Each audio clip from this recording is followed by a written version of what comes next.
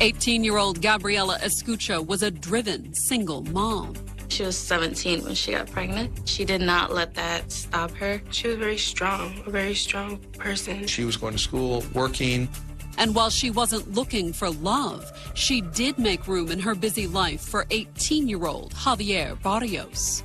She thought he was kind of cute. In her mind, just hanging out, having fun. But their romance would be short-lived, and so would Javier. The bullet went through his heart. This was a big case, a big press case. This happened in broad daylight at a busy intersection.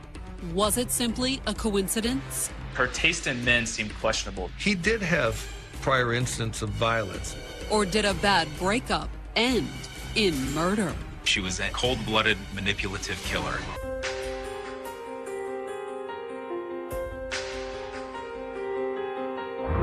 Plainfield, Illinois, October 28, 2007. It was after 4 o'clock on a Sunday afternoon in this sprawling Chicago suburb, 45 minutes from the Loop. It's a very typical American suburb. There's a lot of farm history, but a lot of retail development, a lot of housing has sprung up there lately.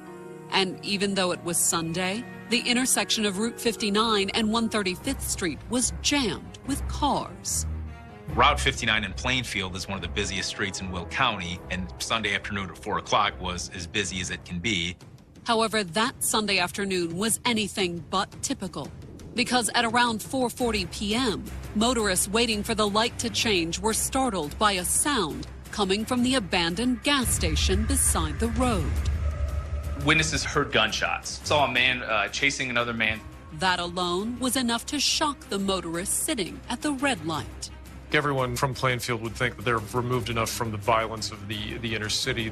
But they were wrong. As the witnesses looked on in horror, the fleeing man collapsed to the ground, and the gunman walked up to where he lay.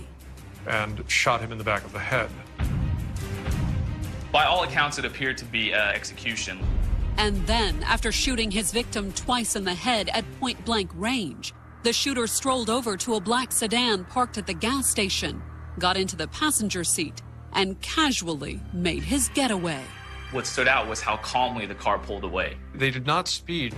However, even as the shooter drove away, police were already en route to the scene, summoned by numerous witnesses horrified by what they had just seen. People don't get shot in Plainfield. People don't get murdered in Plainfield. But whether Plainfield liked it or not, gangs and violence had come to town. And caught in the middle was a local teenager, 18-year-old Gabriela Escutia.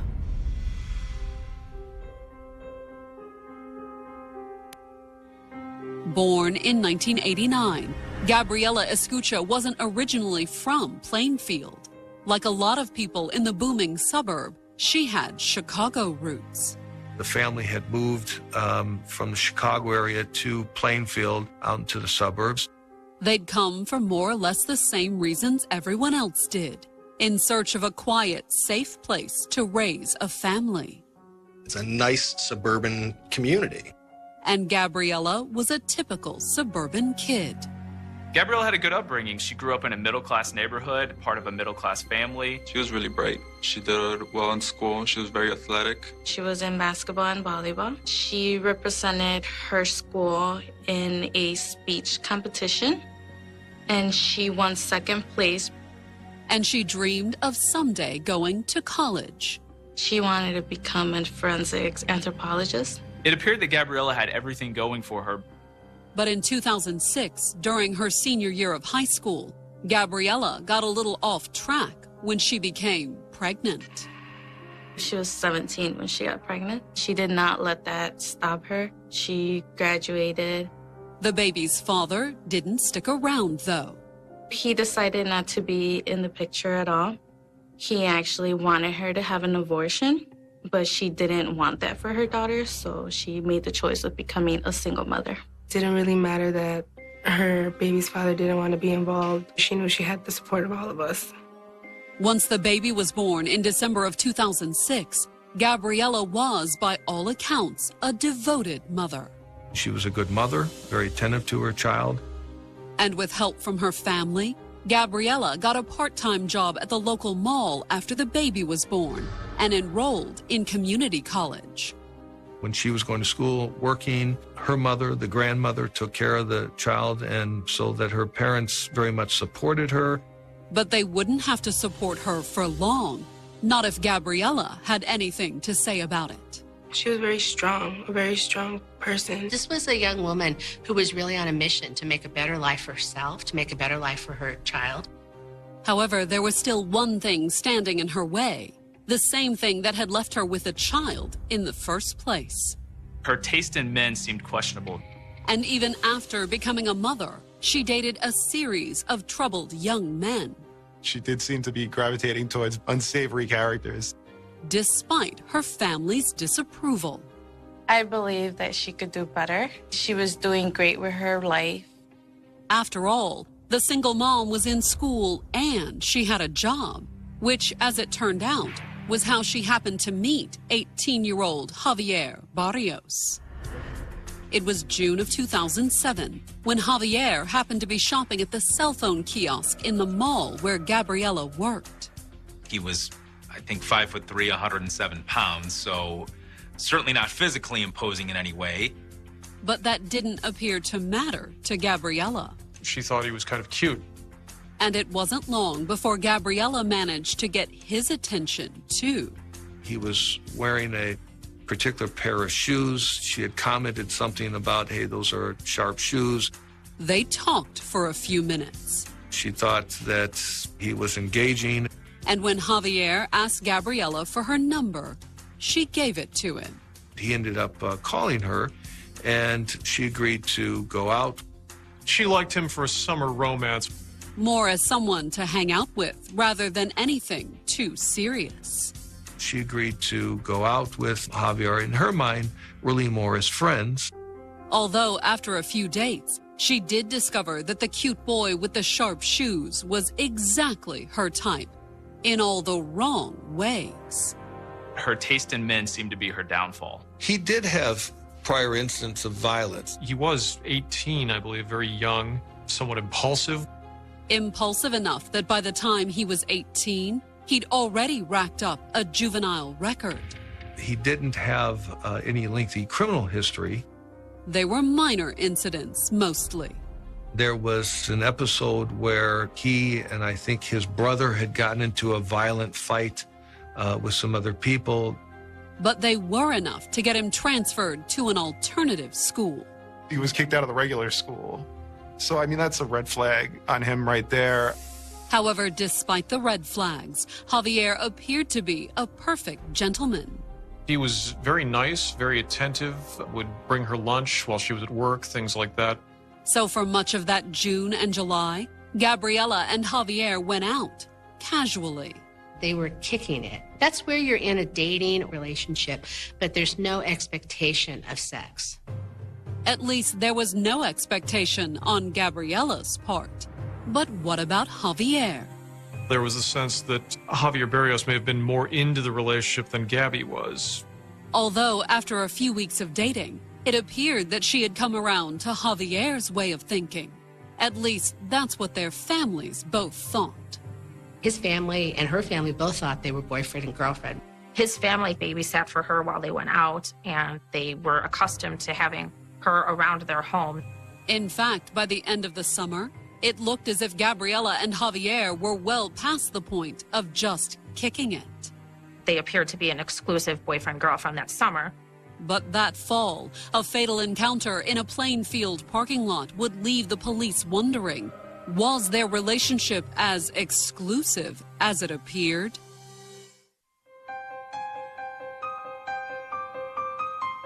At a little before 5 o'clock on October 28, 2007, the police in Plainfield, Illinois, were flooded with multiple 911 calls about a shooting at the corner of Route 59 and 135th Street. And this happened in broad daylight at a gas station at a busy intersection. And while the police arrived within minutes, they were too late to help the victim. By the time cops got to the scene, he was clearly already deceased. The victim was a young male, identified as 18-year-old Javier Barrios. One of The cops that shows up on the crime scene happen to be the school police liaison for the special school where Mr. Barrios had attended and knew Javier Barrios. He'd been shot a total of 3 times. 1 to the body and 2 to the back of the head. According to the passing motorists, most had heard the first shot and seen Javier run and collapse. And then the killer had calmly finished him off. He just walked over and shot him without saying anything. It was a hit. It was execution style. Then, after executing Javier, the killer and his getaway driver had just as calmly fled the scene in a black sedan. After the shooting, they pull out of the parking lot, stop at a stoplight, and then drive away. But who was the killer who seemed so nonchalant about committing a murder in broad daylight? Despite the numerous witnesses who'd seen the car leaving the scene, the investigators had only a general description, but no immediate leads, not even a license plate. However, when the investigators did a quick record search on Javier, a promising lead immediately surfaced. When cops ran Barrios' name, they found that a restraining order had been filed against him. And the person who'd taken out the order was Javier's girlfriend, Gabriela Escutia. The order of protection was dated October 11th, roughly 2.5 weeks prior to the shooting. Gabriela had accused Barrios of threatening her and her family. There were definitely physical intimidation. According to the order, the threats and intimidation began in September, when she'd ended their 3-month romance. Gabriela said that she had tried to move their relationship into a friendship. She's actively trying to pull away from Barrios. However, the order of protection claimed that the more Gabriela tried to pull away, the more aggressive Javier became. It ultimately escalated to an incident where he came to her house. According to the report, Javier had shown up at her house on September 27th and started screaming at her from the street. Barrios continues with the verbal assaults, with the threats. And when Gabriela refused to let him in, the order of protection claimed that Javier had taken his anger out on Gabriela's car. He's shooting out windows, he's shooting out headlights. It was only a BB gun, but still. This was in broad daylight. And then when Gabriela had rushed out to stop him from shooting up the car, the order of protection claimed that Javier had turned on her. He had shot her with a BB gun. The report said that Javier had physically assaulted her, too. He slaps her in the face and grabs her throat with both hands and squeezes until she's afraid that she's not going to be able to breathe. And it appeared that the allegations in the order of protection might have been true. When the investigators dug further, they discovered that Gabriela had reported the incident. She had gone to the police. But nothing had come of it. They treated it just like, well, this is a lover's quarrel. And they said, you know, do you want to press charges? And I think she was afraid at the time. And so police didn't act. However, Javier's threats had apparently continued. So Gabriela had gone to the authorities again and taken out the order of protection. She'd done what the police said, got an order of protection. She thought that was going to keep her safe. But now that Javier was dead, the police couldn't help but wonder, had Gabriela decided to take matters into her own hands? There was nothing in her history that seemed to suggest she would do such a thing. Gabriela seemed to be doing everything she was supposed to be doing. She was a single mother, working, going to school. She had no prior criminal history. She didn't seem like the hard, streetwise type that you would normally expect to wind up in a situation like this. It appeared that Gabriela had everything going for her, but her taste in men. However, for the moment, she was the investigators' only lead. Gabriela was immediately on the short list of people police wanted to speak with. But that Sunday evening, when the investigators went to the address that Gabriela had listed on the order of protection, she was nowhere to be found. Did that mean she was on the run? Or was there an entirely innocent explanation? The investigators had no idea, and unable to talk to Gabriela, they tried a different approach. They're subpoenaing phone records in the middle of the night. And when the investigators obtained the phone records for both Gabriela and Javier Barrios early that Monday morning, they discovered something interesting about the hours just before his death. Barrios is on the phone with Gabby Escutia. Considering what was in the order of protection Gabriela had taken out against Javier, the fact that she'd apparently been on the phone with him at all struck the investigators as odd. He's perfectly willing and capable of hurting her. Just what she and Javier had talked about and whether it had anything to do with his death just a few hours later, the investigators couldn't say. But Gabriela could. And luckily for the investigators, the fact that Gabriela had been on the phone with Javier on Sunday wasn't all that her phone records revealed. Gabriela had an alternate address listed on her cell phone bill. At 5:30 on Monday morning, the Plainfield investigators showed up at the Chicago address listed on Gabriela's cell phone bill. And since the investigators weren't sure what they would find, they brought backup. The Plainfield Police Department, the Chicago Police Department. And as the officers approached the house, they noticed something interesting.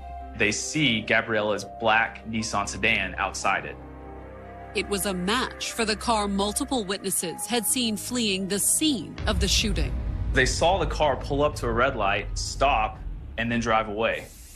Suspecting they had found Javier's killer, officers surrounded the house as a pair of Plainfield investigators approached the door. They knock on the door and ask to speak with Gabriela. The person who answered the door indicated that Gabriela was down the hall in a back bedroom. They gave the police permission to come in the house. And that's when the officers waiting outside stormed into the house. There was just policemen everywhere. They found Gabriela asleep in the back bedroom with a young man. They opened their eyes to a police officer with a gun drawn. Not that it was necessarily a new experience for the 18-year-old in Gabriela's bed. His name was Ricardo Gutierrez, and he'd recently gotten out of jail.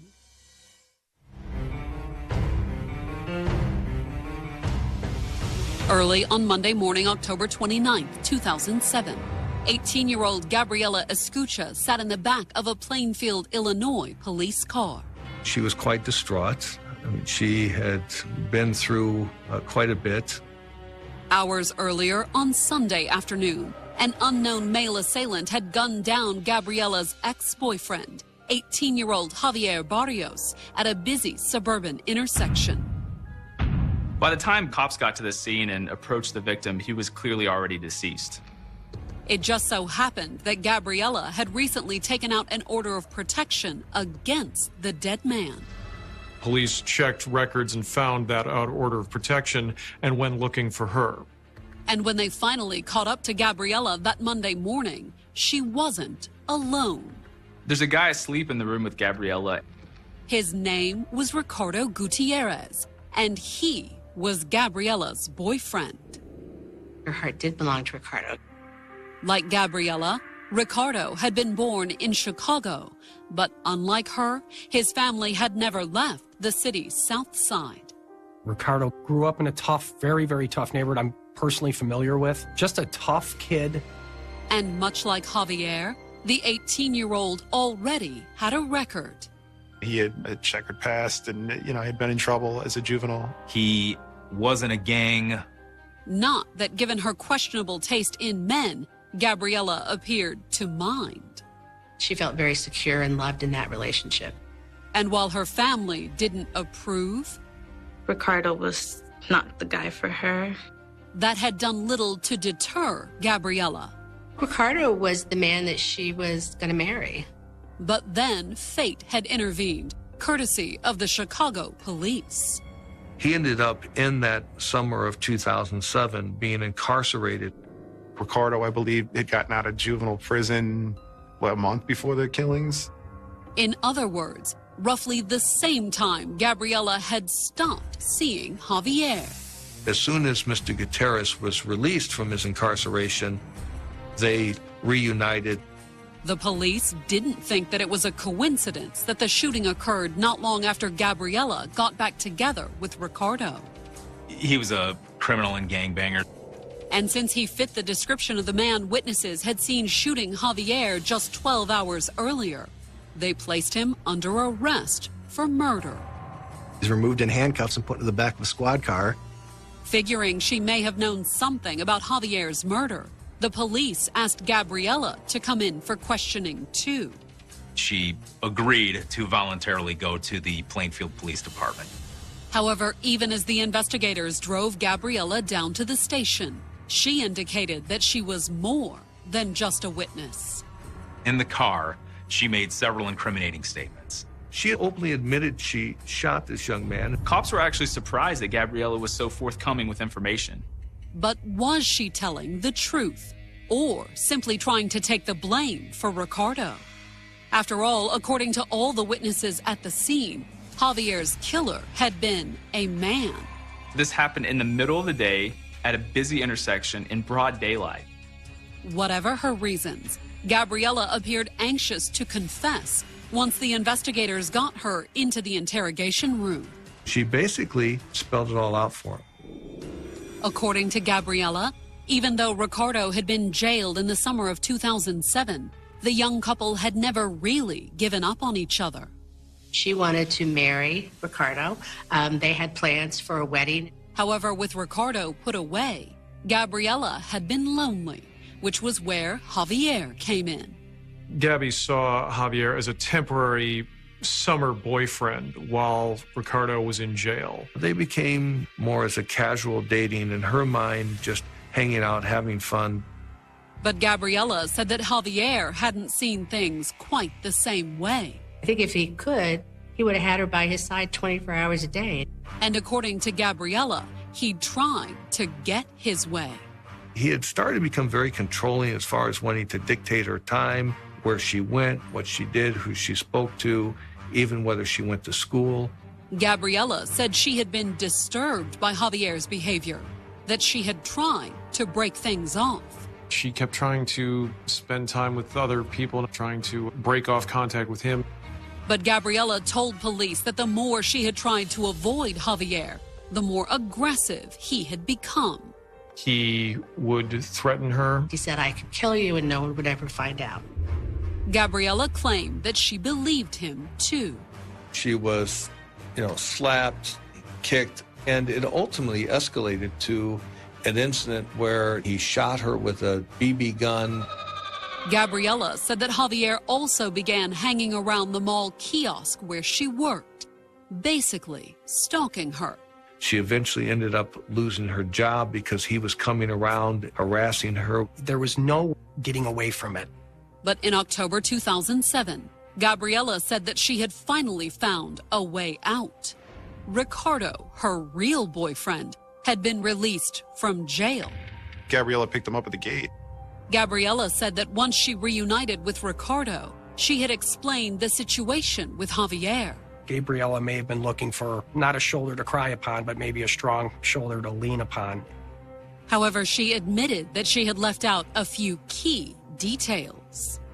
She did not tell Ricardo that she was dating Javier while he was locked up. She had told Ricardo that Javier was a stalker, more or less, who was paying unwanted attention to her, and she had never reciprocated that interest. And according to Gabriela, the news had the desired effect on Ricardo. He was angry that Javier was supposedly threatening Gabby. However, Gabriela also said that Ricardo, fresh out of jail himself, had hesitated when it came to confronting Javier. In fact, she claimed the order of protection had been his idea. Ricardo was the one who said to Gabriela, "Hey, let the cops handle it. Let the courts handle it." Although according to Gabriela, the order of protection didn't faze Javier. Far from it, in fact. He told her that the police weren't going to stop him, that an order of protection wasn't going to stop him. Not only did Javier continue to threaten her, Gabriela claimed that he demanded to see her. He's texting her, "Bitch, you better meet me." And if she didn't, according to Gabriela, Javier's threats were terrifyingly specific. Meet with me or I'm going to do terrible things to your child. Gabriela told the police that after months of threats and abuse, she had no doubt that Javier was serious. When he made threats to her in the past, those things always came true. She became absolutely convinced that he would hurt her daughter. And Gabriela said she had been determined to stop him. The police aren't going to protect you, then you have to protect yourself. She just said that she felt as a mother that she had to do something. Not that she had intended to kill him, according to Gabriela. Her intent was to confront Javier, say, look, enough is enough. I'm not putting up with this from you anymore. I don't want to be in a relationship with you.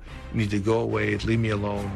So Gabriela said she had agreed to meet Javier at the abandoned gas station on the afternoon of October 28th. He was under the impression she'd be coming alone. But she hadn't been alone. Ricardo had come with her, although she claimed that hadn't been her idea. Ricardo insisted, hey, let me take care of this. And according to Gabriela, it was her gangbanger boyfriend who'd gotten her the gun. Well, getting a gun for him is probably like getting a bag of chips for a normal person. He and Gabriela decided that she should bring it along for her own protection. So with the gun in her pocket and Ricardo hiding in the back seat, Gabriela said she had driven to the gas station and met with Javier. She was going to take the weapon that she had obtained through Ricardo and threaten Javier and say, hey, you leave me alone. And when Javier pulled into the gas station that afternoon, she said that she had gotten out of her car and approached his SUV, gun in hand. She really felt that the gun would scare him off. But according to Gabriela, as soon as she'd gotten close to Javier's vehicle, the entire plan had started to go wrong. When Javier saw the gun, he said to her, you bitch. Mr. Barrios obviously has no fear of her. And Gabriela claimed that as soon as she realized that, she had made a split-second decision.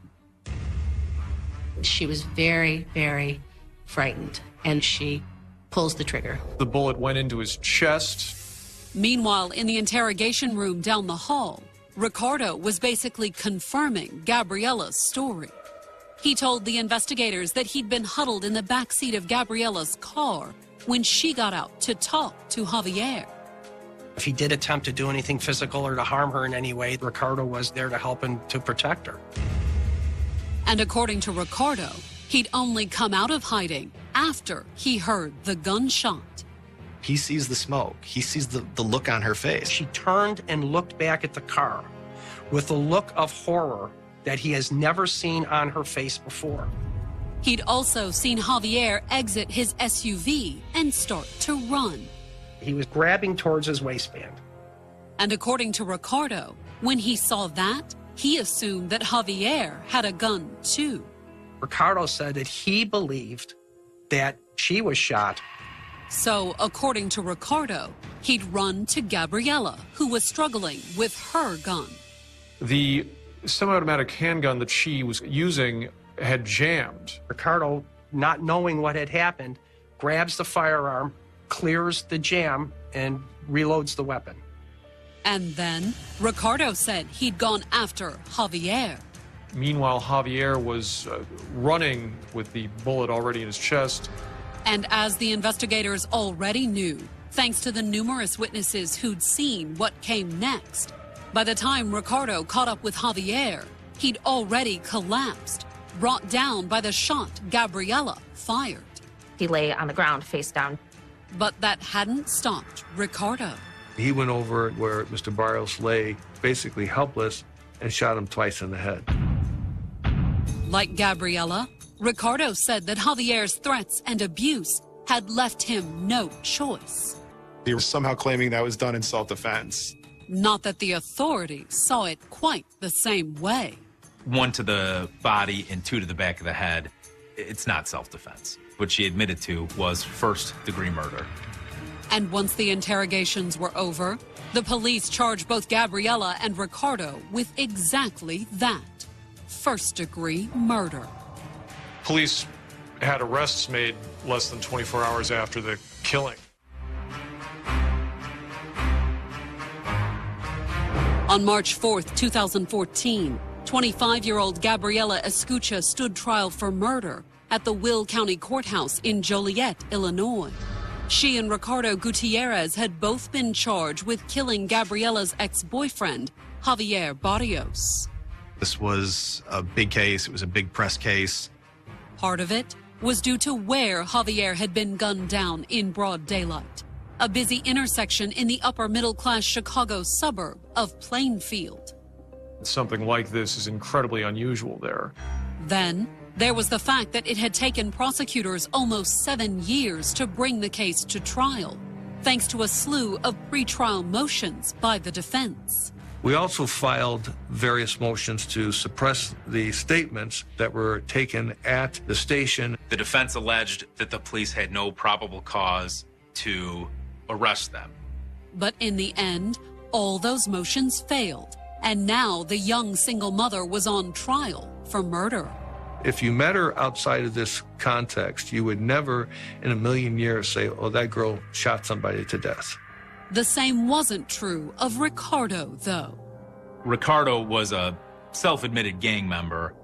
He'd also admitted to shooting Javier twice in the head at point-blank range. Our defense at that time was that Ricardo was defending, protecting Gabriela, and defending himself. But at his trial in March of 2013, the jury had decided otherwise.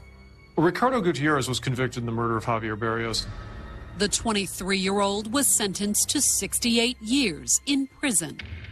He, as it stands right now, will basically spend the rest of his life behind bars. Of course, convicting a gang member who'd shot a defenseless man was one thing. He basically killed him in cold blood. But could they convict Gabriela? After all, if her confession was true, the circumstances in which she'd fired the first shot weren't quite as cold-blooded.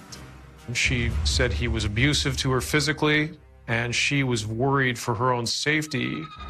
But in his open, the prosecutor said that Gabriela's claim that the shooting had been a split-second decision triggered by fear was a flat-out lie.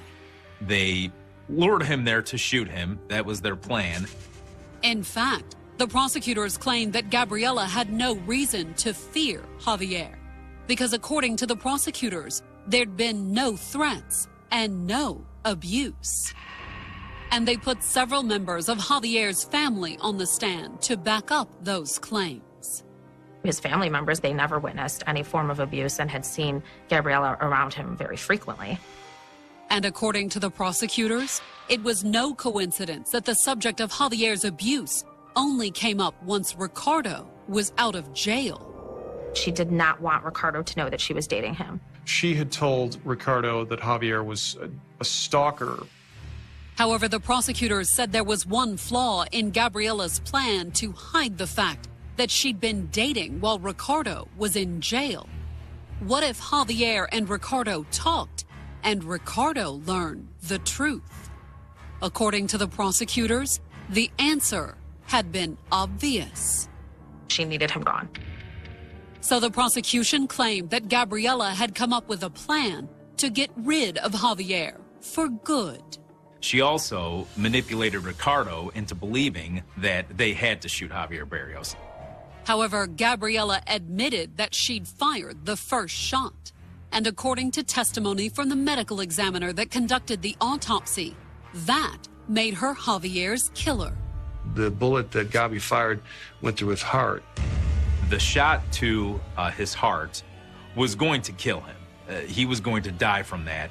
And then the second shot from Gutierrez is what actually ended his life. Finally, the prosecutors wrapped up their case by putting the investigator who'd interviewed Gabriela on the stand. In his testimony, he pointed out to the jury a tiny detail in her statement: what she'd been wearing on the afternoon of the shooting. She had one glove. Why just one? So she would get fingerprints on that handgun. And according to the prosecution, that proved Javier's murder had been premeditated. I described Gabriela as a cold-blooded, manipulative killer. When the defense presented their case, they didn't dispute that Gabriela had fired the first fatal shot. Both the defense and the state more or less agreed on what actually happened. But the defense insisted that Gabriela's abuse claims were painfully real. A judge is not going to issue an order of protection willy-nilly. This is a case of self-defense. And to prove their case, the defense put 2 domestic violence experts on the stand, both of whom testified that Gabriela had been traumatized after months of abuse at Javier's hands. She was suffering from post-traumatic stress disorder based on the domestic violence that she'd experienced. And according to the experts, Gabriela had truly believed that meeting Javier had meant life or death, even if she hadn't really been in physical danger. She was afraid at the time that she shot him. She wasn't angry. The experts also claim that Gabriela's post-traumatic stress disorder was evident in her bizarre behavior immediately after the shooting. She was somebody who was really sort of in a fog. Which, according to the experts, explained the strangely unhurried manner in which she fled the scene. After the incident, Gabby drove away rather calmly. She stopped at a stoplight. You just murdered somebody. I mean, who cares about running a red light? And then, on March 7th, the defense called the one witness best qualified to speak to Gabriela's state of mind on the afternoon of the shooting. She had to testify in her own defense. What we felt is that, really the jury has to get to know Gabi Escutia. On the stand, Gabriela described the months of physical and psychological abuse that she'd allegedly suffered at Javier's hands. Whenever she didn't go along, his response would be some sort of intimidation, some sort of threat, some sort of violence. So Gabriela said she had agreed to meet Javier, hoping she could get him to back off. Everybody said all along that the whole idea was to scare him. But Gabriela told the court that when she realized that Javier wasn't scared, she'd done the only other thing she could think of to keep her and her daughter safe. She came to the conclusion that he's not going to stop. There's nothing that is going to stop him unless I shoot him. It seemed very calm and measured. It appeared to be sincere. And Gabriela appeared just as sincere when she said that fateful decision had haunted her for the past 7 years. She was incredibly remorseful and sad about how things had gone and wished that she had been able to figure out something different. But Gabriela also told the court that after thinking it over for all those years, she knew that she was innocent of murder. I think she came to some sort of peace about what had happened. She felt she might have been justified in her actions. On March 12, 2014, the jury announced that it had reached a verdict in the trial of Gabriela Escutia. The 25-year-old single mother had admitted to gunning down 18-year-old Javier Barrios in 2007. The state, in essence, has a full confession that she, in fact, did fatally shoot Javier Barrios. Although the defense claimed that Gabriela's actions had been justified. According to her testimony, their short 4-month relationship had been marred by abuse. The whole defense is battered women syndrome. The prosecution had dismissed those claims, though. Instead, they argued that Javier's murder had been premeditated. They tried to portray it as she's just this calloused, killer. Is unarmed, bring a gun and wear a glove to keep from getting fingerprints on that gun. It's kind of hard to prove a self-defense case with those circumstances. Not that the prosecutors were feeling all that confident when the jury filed back into the courtroom after only 4 hours of deliberation. I am always nervous when a jury is out, so it's hard to be optimistic at that point. Across the aisle, Gabriela's defense team was guardedly optimistic. To me, there's a world of difference between somebody who picks up a weapon because they want to keep themselves safe and a person who picks up a weapon because they want that person dead. I thought the jury might see it as more a manslaughter. I was just hoping for the best. But I'm pretty sure in the back of the mind, all of us, we were preparing for the worst. But would they need to be? No one knew exactly what to expect when the verdict was read. Gabby was convicted of first-degree murder. Gabriela's reaction was subdued. She didn't cry or gasp out. She sat there very stoically. But her friends and family were outraged. I really thought that the juror would take into consideration everything that this man had put her through. And when the judge handed down her sentence on July 1st, she had little sympathy for Gabriela. The sentence was 52 years in prison. She has to serve every day. I don't see her walking out of prison.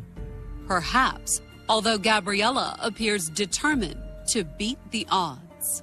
She was, okay, where do we go from here? And what's the next step? She sees, I guess, the silver lining in everything. Her spirit isn't down. Because she has her daughter who's still waiting for her. Still has a whole life ahead of her, who needs her mom next to her.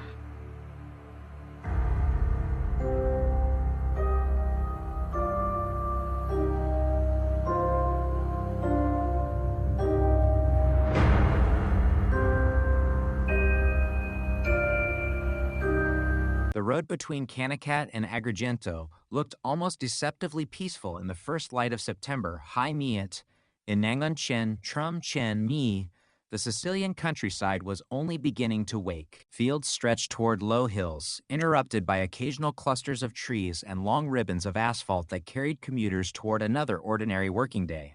At around 7 o'clock that morning, one small Ford Fiesta moved steadily along State Road SS 640. Behind its wheel sat a man whose routine had changed little over the years. He was not surrounded by flashing police vehicles. There was no armored convoy, no heavily armed escort, no visible indication that the driver occupied one of the most dangerous professions in Sicily. He was simply on his way to work. His destination was the courthouse in Agrigento. His name was Rosario Livatino. Within minutes, he would become one of the most enduring symbols of Italy's fight against organized crime. From a distance, nothing appeared unusual. The road had witnessed countless similar mornings. Workers drove toward factories and offices. Farmers prepared for another day in the fields. Business owners opened their shops. The rhythm of daily life continued with quiet predictability. Yet hidden within that ordinary landscape was a carefully prepared plan that depended entirely on routine. Those responsible already knew which road Livatino would take. They knew he would be alone. They knew approximately what time he would arrive. They understood that consistency, one of the virtues of a disciplined public servant, could also become a vulnerability. The vehicles began following the judge. They did not arrive by chance. According to the investigation that would later unfold, the attack had been organized in advance. The objective was brutally straightforward. Follow the judge's car, force it to stop. If he attempted to escape, kill him. There was no intention to intimidate him, no warning to deliver, no negotiation to pursue. The operation had been planned with a single outcome in mind. At some point along the highway, the trap closed. Rosario Livatino immediately understood what was happening. He had spent years investigating organized crime. He knew better than most people how quickly calculated violence could unfold. Remaining inside the vehicle offered little chance of survival. Instead, he abandoned the Ford Fiesta and fled on foot, running down the slope beside the roadway in an attempt to escape his pursuers. It was a desperate decision made within seconds, one that reflected instinct rather than strategy. Perhaps distance, uneven terrain, or simple chance might offer him an opportunity. Instead, four armed assassins pursued him. A shot rang out from behind. Livatino fell. The gunman closed the remaining distance on foot before firing additional shots at close range, ensuring that the 37-year-old judge died where he had fallen. The attack lasted only moments. By the time silence returned to the roadside, one of Italy's most respected anti-mafia magistrates was dead. For the killers, the mission had been completed exactly as intended. For Italy, however, the consequences were only beginning. News of the assassination spread rapidly across Sicily and then throughout the country. Another judge had been murdered. Yet this killing possessed characteristics that immediately distinguished it from many other acts of organized crime. Rosario Livatino was not widely known by the general public. He did not regularly appear on television. He rarely sought interviews. He avoided public attention whenever possible. Unlike some of Italy's most recognizable anti-mafia figures, he had built no public image around his work. His influence existed almost entirely inside courtrooms, legal documents, and financial investigations rather than newspaper headlines. This raised an unsettling question. Why would a criminal organization devote such careful planning to assassinating a man who had never attempted to become famous? The answer lay not in publicity, but in effectiveness. Throughout history, organized crime has often adapted to pressure by replacing individuals. Arrest one member, another takes his place. Remove one local leader, another eventually emerges. Violence alone rarely dismantles organizations built upon money, influence, and fear. Those who understood this reality began searching for different methods. Instead of focusing exclusively on individual criminals, they looked toward the financial structures that allowed criminal organizations to survive. Wealth purchased loyalty. Wealth funded corruption. Wealth protected fugitives. Wealth transformed illegal power into lasting influence. Rosario Livatino had dedicated himself to attacking precisely that foundation. Rather than concentrating only on violent crimes, he pursued financial investigations that threatened the economic strength of organized crime itself. Land could be confiscated. Bank accounts could be frozen. Businesses serving as fronts for illegal activity could be seized. Money laundering networks could be uncovered. Corruption linking businessmen, politicians, and criminal organizations could be exposed through patient legal work. Every confiscated asset represented more than a financial loss. It weakened an entire criminal structure built upon accumulated wealth. This approach earned him neither celebrity nor comfort. Instead, it earned him enemies. Among those enemies was Stida, an emerging criminal organization operating in the Agrigento area during the 1980s. Unlike the better-known Cosa Nostra, Stida had established itself as another powerful force within Sicily's criminal landscape. Livatino's investigations increasingly threatened its interests. According to the evidence established after his death, he was preparing further judicial actions involving asset confiscations, arrests of senior members, and expanded financial investigations. For the organization's leadership, waiting meant accepting greater losses. Eliminating the judge promised to halt those investigations before they could advance. The assassination was therefore not an impulsive act of revenge. It was a calculated decision intended to protect criminal interests by removing the official responsible for endangering them. Yet another question would haunt Italy after that September morning. Why had Rosario Livatino been traveling alone? The answer was almost as remarkable as the investigation that had made him a target. Unlike many magistrates confronting organized crime, Livatino did not travel vicireb, permanent bodyguards. Every morning, he drove himself approximately 40 kilometers from Canicat to the courthouse in Agrigento. He believed that surrounding himself with security would unnecessarily disrupt ordinary citizens. He preferred living as normally as possible. He did not wish to present himself as someone fundamentally different from everyone around him. His daily commute reflected that philosophy. The simplicity of those mornings had become an expression of the quiet life he consistently chose. Only after his death would many observers conclude that this decision had also made the assassin's work significantly easier. Still, reducing Rosario Livatino's story to a discussion of personal security risks misses something far more important. His murder was not simply the consequence of one man's daily routine. It revealed something deeper about organized crime's priorities. Criminal organizations were willing to eliminate not only police officers or rival gang members, but judges whose greatest weapon was the authority of the law itself.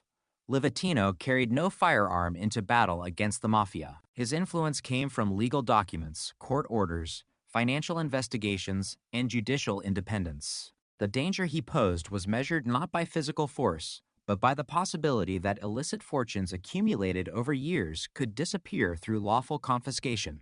In many ways, that made him extraordinarily dangerous to those who depended upon criminal wealth. The events of September 21st, SIL 1990, would eventually become recognized as one of the defining moments in Italy's struggle against organized crime. The murder exposed weaknesses in the protection afforded to anti-mafia magistrates. It demonstrated that financial investigations had become powerful enough to provoke lethal retaliation. It foreshadowed even greater tragedies that would shake Italy only 2 years later. Above all, It transformed the quiet judge from Canacat into a lasting symbol of integrity, public service, and the extraordinary personal cost of confronting organized crime through the rule of law.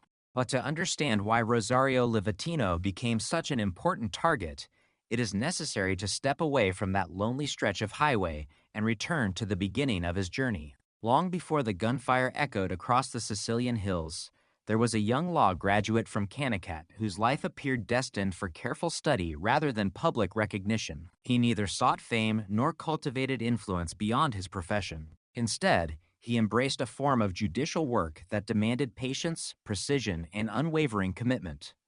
Those qualities would gradually place him on a collision course with some of the most powerful criminal interests in Sicily. The story of his final morning cannot be understood without first understanding the man who chose the law as his profession, the Sicily in which he served, and the methodical work that convinced an organized criminal network that one quiet judge had become too dangerous to be allowed to live. To understand why Rosario Livatino became the target of a carefully planned assassination, it is necessary to look beyond the events of September High Amiens in Nganchen Trumchen Mi and into the world in which he lived and worked. His death did not begin on the highway between Canacat and Agrigento.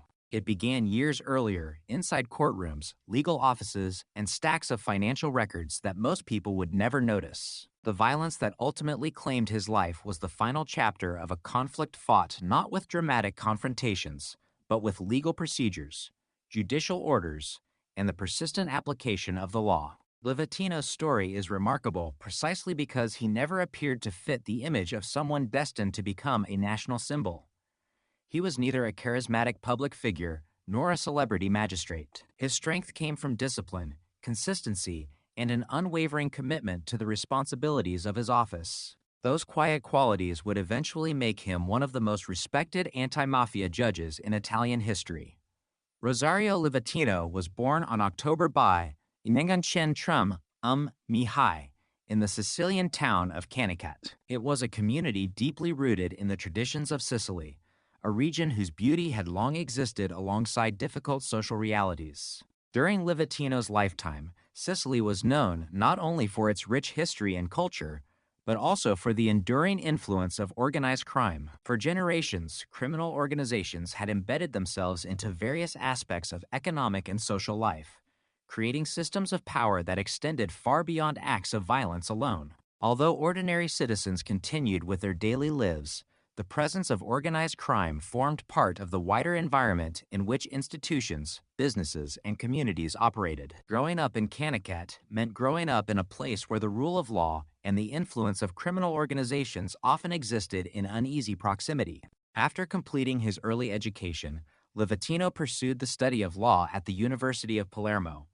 He graduated in 1975, earning the qualifications necessary to begin a career within the Italian judicial system. His choice of profession reflected a commitment to public service rather than personal prestige. Law, at its highest ideal, exists to protect fairness, accountability, and justice even when those principles become difficult to uphold. For Livatino, the courtroom would become the place where those ideals were tested daily. At only 26 years old, he became a judge, assuming responsibilities that demanded not only legal expertise, but also independence, impartiality, and courage. Few professions require individuals to make decisions that can profoundly affect powerful interests. Judges occupy precisely such a position. Their authority comes not from physical force, but from society's collective agreement that laws should apply equally to everyone. In places where organized crime seeks influence, that principle inevitably creates conflict. The Sicily of the 1980s presented exactly such a challenge. During that decade, Sicily had become the scene of intense competition among multiple criminal organizations.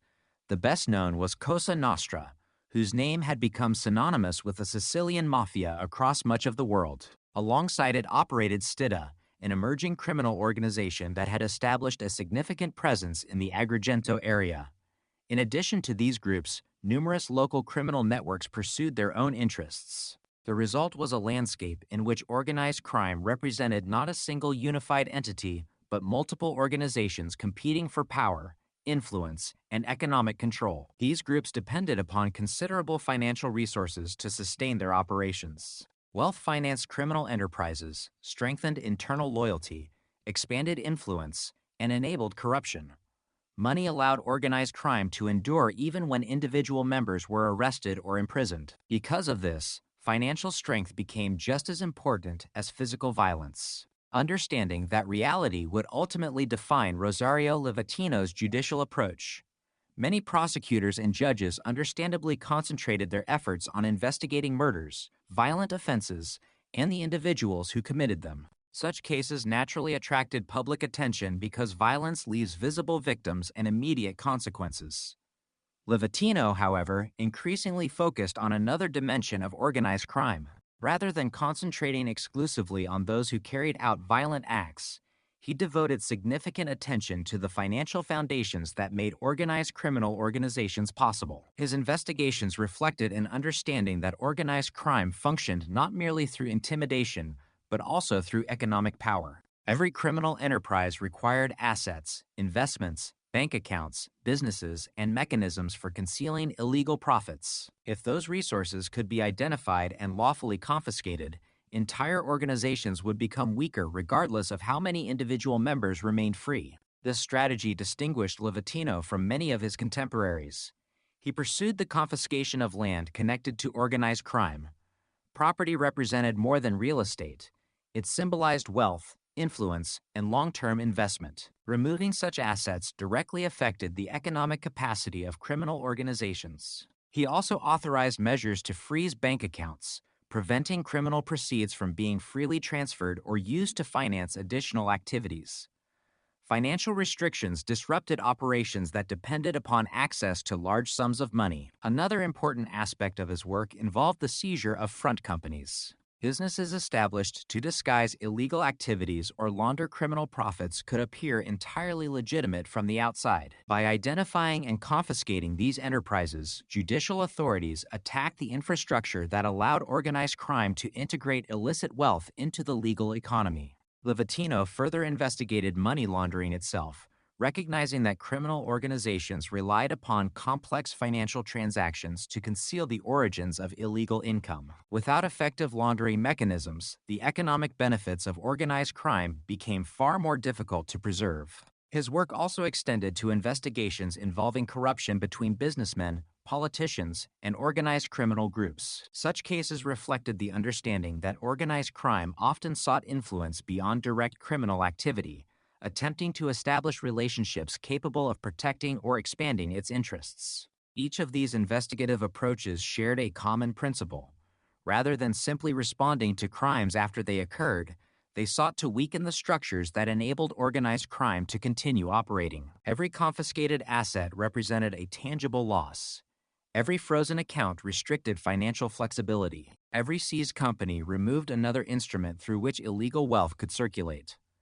Collectively, these legal actions inflicted significant economic damage upon criminal organizations, costing them millions of lira. Such losses naturally generated hostility. Organized crime has historically demonstrated a willingness to defend its financial interests with violence whenever other methods fail. Livatino's growing effectiveness therefore placed him in direct opposition to individuals whose power depended upon preserving those assets. Ironically, none of this transformed him into a public celebrity. Unlike several other anti-mafia magistrates whose names became widely recognized across Italy, Rosario Livatino remained remarkably private. He did not actively seek interviews with journalists. He avoided public appearances whenever possible. He never attempted to cultivate a public image or present himself as the face of a movement. He did not write books describing his work or his philosophy. Nearly all of his attention remained focused on fulfilling his judicial responsibilities. His reputation spread primarily within legal and institutional circles rather than through television or newspapers. This contrast made his eventual assassination particularly striking. Public visibility alone does not determine how threatening a judge becomes to organized crime. Effectiveness does. Livatino's influence was measured not by the number of people who recognized his face, but by the practical consequences of his judicial decisions.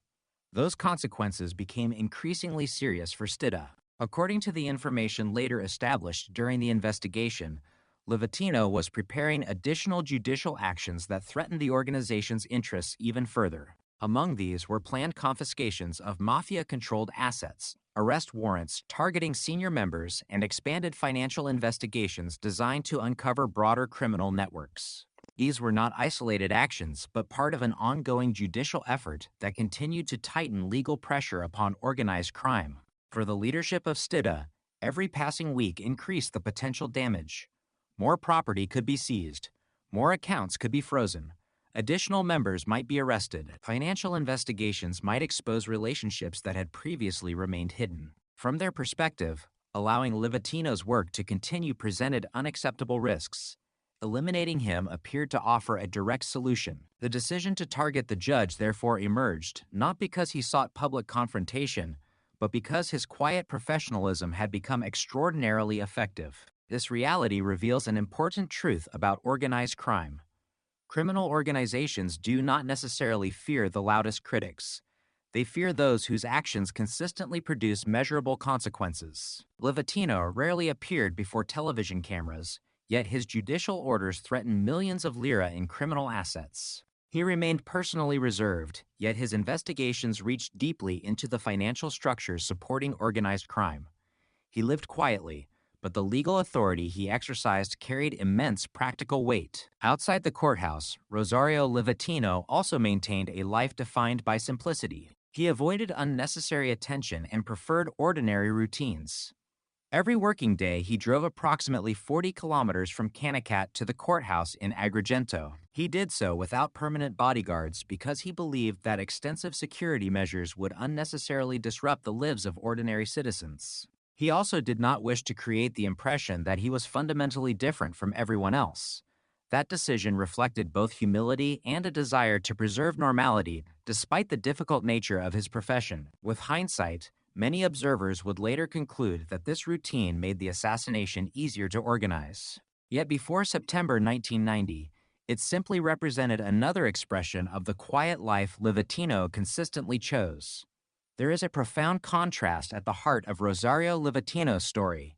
He sought neither recognition nor confrontation. His career was built upon careful legal work rather than dramatic public declarations. He believed that justice was best served through impartial application of the law rather than personal visibility. Nevertheless, those very qualities transformed him into one of the most dangerous adversaries organized crime faced in Sicily. His investigations demonstrated that the law could reach beyond individual criminals and strike directly at the economic foundation sustaining entire organizations. For Stida, the threat was no longer theoretical.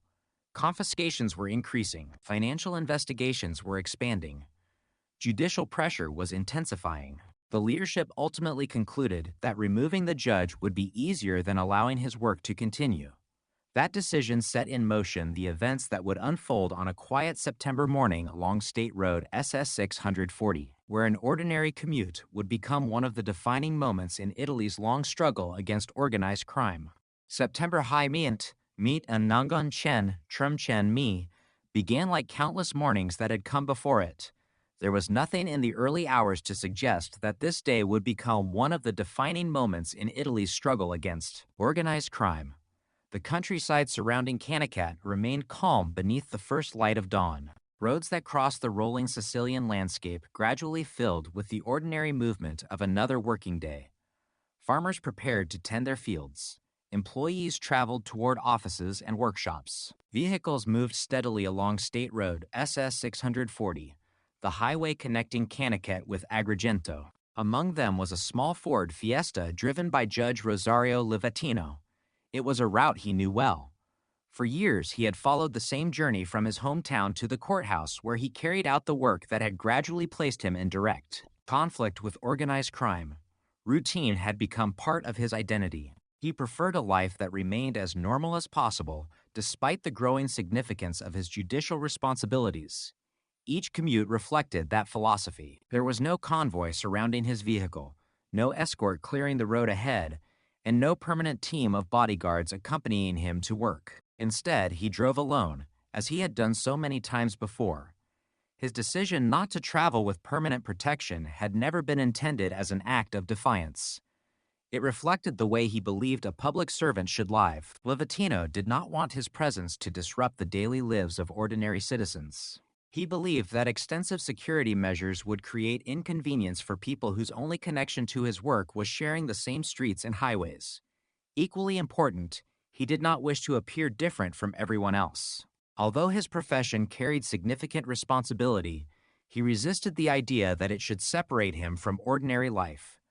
That quiet humility remained one of the defining characteristics of his personality. He had never sought the image of an untouchable official surrounded by armed protection. Instead, he continued to drive himself between Canicat and Agrigento each working day, believing that such normality remained possible. It was a decision that many would later revisit with sadness, wondering whether permanent protection might have changed the outcome of that September morning. Yet on that day itself, the journey began no differently than countless others before it.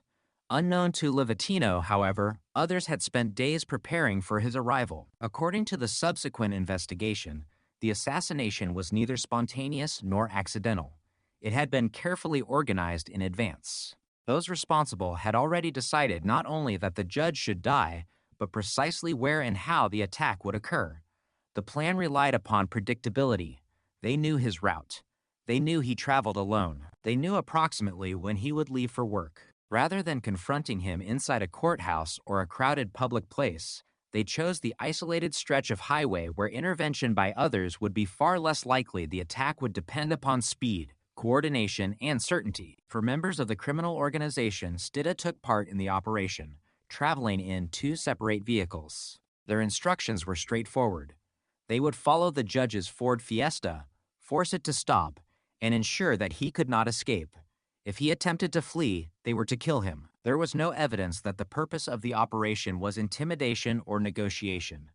The objective was assassination. The planning reflected the determination of those who had already concluded that Livatino's continuing investigations represented an unacceptable threat to their organization. As the judge continued driving toward Agrigento, the 2 vehicles moved into position behind him. At first glance, there may have appeared nothing unusual about cars traveling along the same highway during the morning commute.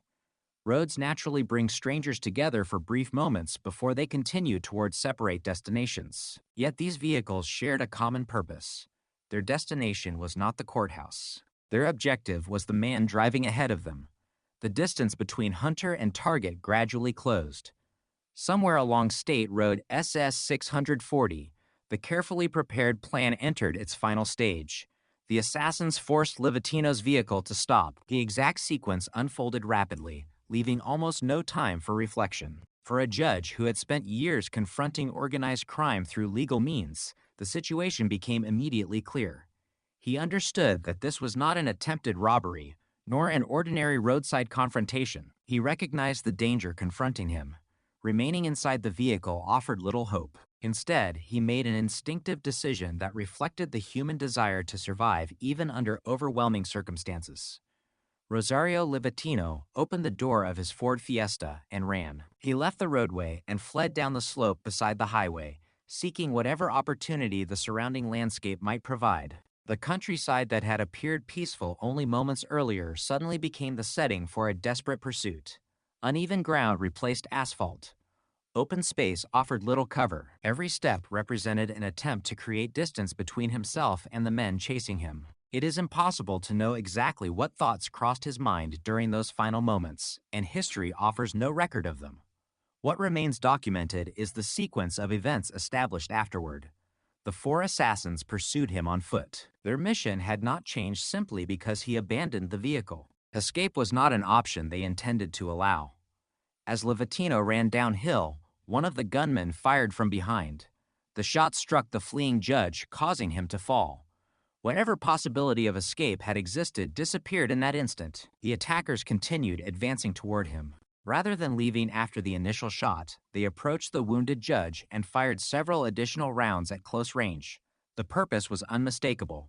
They intended to ensure that Rosario Livatino died at the scene. Within moments, the attack was over. The quiet of the Sicilian countryside returned almost as suddenly as it had been interrupted. Yet the silence that followed carried a different meaning. A respected judge who had devoted his career to applying the law had been murdered on his way to work. His body remained on the hillside beside the road he had traveled so many times before. The Ford Fiesta, abandoned during his final attempt to escape, stood as a stark reminder of how quickly ordinary routine had been transformed into irreversible tragedy. The assassination itself was remarkably brief. Years of judicial work had led to an attack lasting only minutes. The contrast illustrates one of the defining characteristics of organized crime when it seeks to eliminate perceived threats. Complex investigations, careful legal procedures, and years of professional dedication can be interrupted in an instant by calculated violence. Yet while the physical attack concluded quickly, its consequences spread immediately beyond that isolated stretch of highway. News of the murder rapidly reached colleagues, investigators, and public officials. Another anti-mafia judge had been killed. Although Livatino had deliberately avoided public attention throughout his career, his assassination ensured that his name would become known across Italy. The killing also forced authorities to confront an uncomfortable reality. Organized crime had demonstrated once again that members of the judiciary could become direct targets when their work threatened criminal interests. Livatino had not been murdered because of public speeches or political activity. He had been murdered because of judicial decisions carried out within the framework of the law. His investigations into confiscating land, freezing bank accounts, seizing front companies, examining money laundering, and uncovering corruption had struck at the financial foundation upon which criminal organizations depended. Those legal measures had proven sufficiently effective that eliminating the judge appeared, from the perspective of Stida's leadership, preferable to allowing his work to continue. In that sense, the attack revealed far more than the vulnerability of one individual. It exposed the priorities of organized crime itself. Violence had been employed not to gain publicity, but to protect economic interests threatened by lawful judicial action. The events of September 21st therefore represented far more than a murder committed beside a highway. They marked the collision between two fundamentally different visions of power. On one side stood a judge whose authority rested entirely upon the impartial application of the law. On the other stood a criminal organization determined to preserve its influence through intimidation and lethal force. Rosario Livatino carried no weapon other than the legal powers entrusted to him by the Italian judicial system. His opponents answered those powers with bullets. Yet history would ultimately remember not the efficiency of the ambush, but the principles for which the victim had stood. Even before investigators began reconstructing the events of that morning, one fact had already become unmistakably clear. This was not an isolated act of violence. It was an organized assassination, carefully planned and executed against a judge whose work had become increasingly dangerous to powerful criminal interests. Determining precisely who had ordered the killing, who had carried it out, and how the conspiracy had been organized would become the next challenge for investigators. Their work would eventually uncover not only the identities of the men responsible, but also the extraordinary courage of an unexpected witness whose decision to reject Sicily's long-standing code of silence would prove critical in bringing the assassins to justice. The murder of Rosario Livatino was over within minutes, but the investigation that followed would require patience, precision, and determination. When a judge is assassinated while traveling to work, investigators are confronted with two immediate responsibilities. The first is to establish exactly what happened during the attack. The second, and often far more difficult task, is to identify not only the individuals who pulled the trigger, but also those who planned and authorized the crime. In Livatino's case, authorities quickly recognized that they were not dealing with an impulsive act of violence. The circumstances surrounding the ambush pointed toward an organized operation carried out with preparation, coordination, and a clear objective. The isolated location, the use of multiple vehicles, the number of attackers, and the methodical execution of the assault all suggested that the killing had been designed well before the morning of September 21st, SIL, 1990. Investigators therefore approached the case not as a random homicide, but as the deliberate assassination of a public official whose work had threatened powerful criminal interests. The first stage of the investigation focused on reconstructing the events along State Road SSS 640S. Authorities examined the sequence that had unfolded during Livatino's commute from Canicat to Agrigento. The evidence established that the judge had been traveling alone, as was his usual routine. For armed men, traveling in two separate vehicles, intercepted his Ford Fiesta after following him along the highway. When his car was forced to stop, Livatino attempted to escape on foot by running down the roadside embankment. The attackers pursued him, firing a shot from behind before approaching and shooting him several more times at close range. The reconstruction left little doubt that the attack had been carefully coordinated. Every aspect of the operation indicated prior planning rather than spontaneous violence. The killers had selected both the location and the timing to maximize the likelihood of success. Such preparation inevitably raised another question. How had the attackers known precisely where and when to strike? As investigators continued their work, they concluded that Rosario Livatino had been under observation before the murder. The assassination had not relied upon chance. His daily movements had been monitored over a period of time, allowing those responsible to identify the consistent pattern of his morning commute. That routine, which Livatino had maintained because he wished to live as normally as possible, had provided the predictability necessary for the ambush. The investigation therefore established that surveillance had preceded the attack by several days. This finding further reinforced the conclusion that the murder had been organized with considerable care.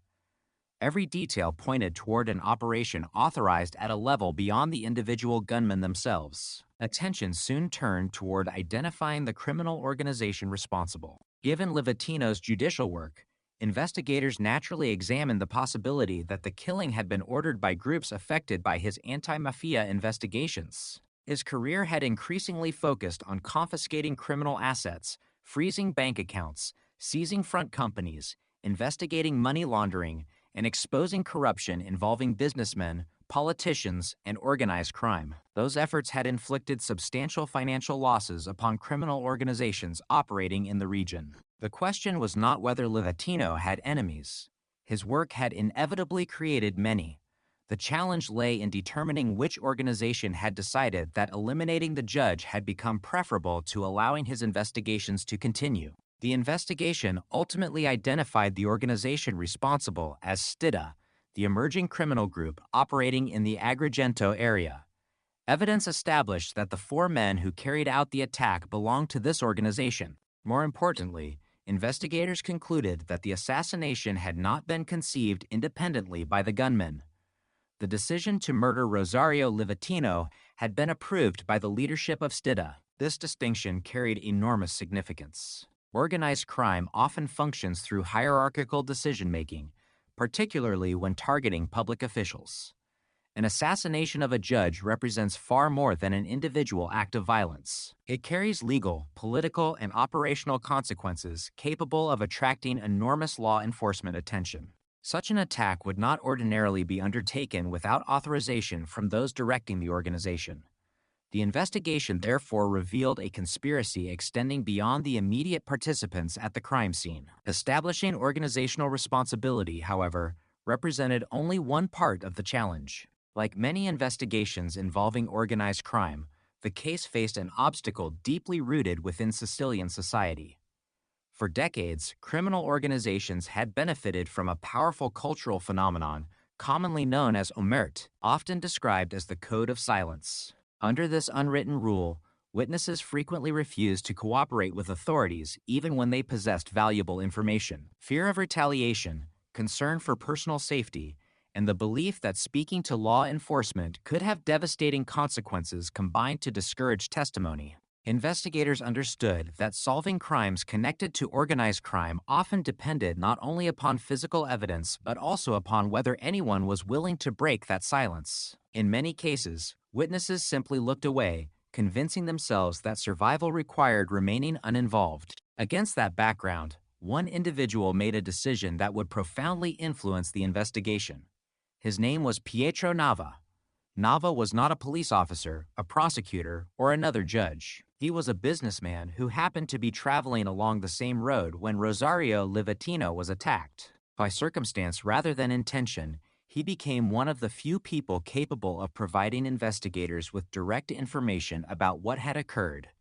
In situations involving organized crime, witnessing such an event can become life-changing. A person who sees too much may suddenly find himself confronting an impossible choice. Remaining silent may preserve personal safety, but leave a crime unresolved.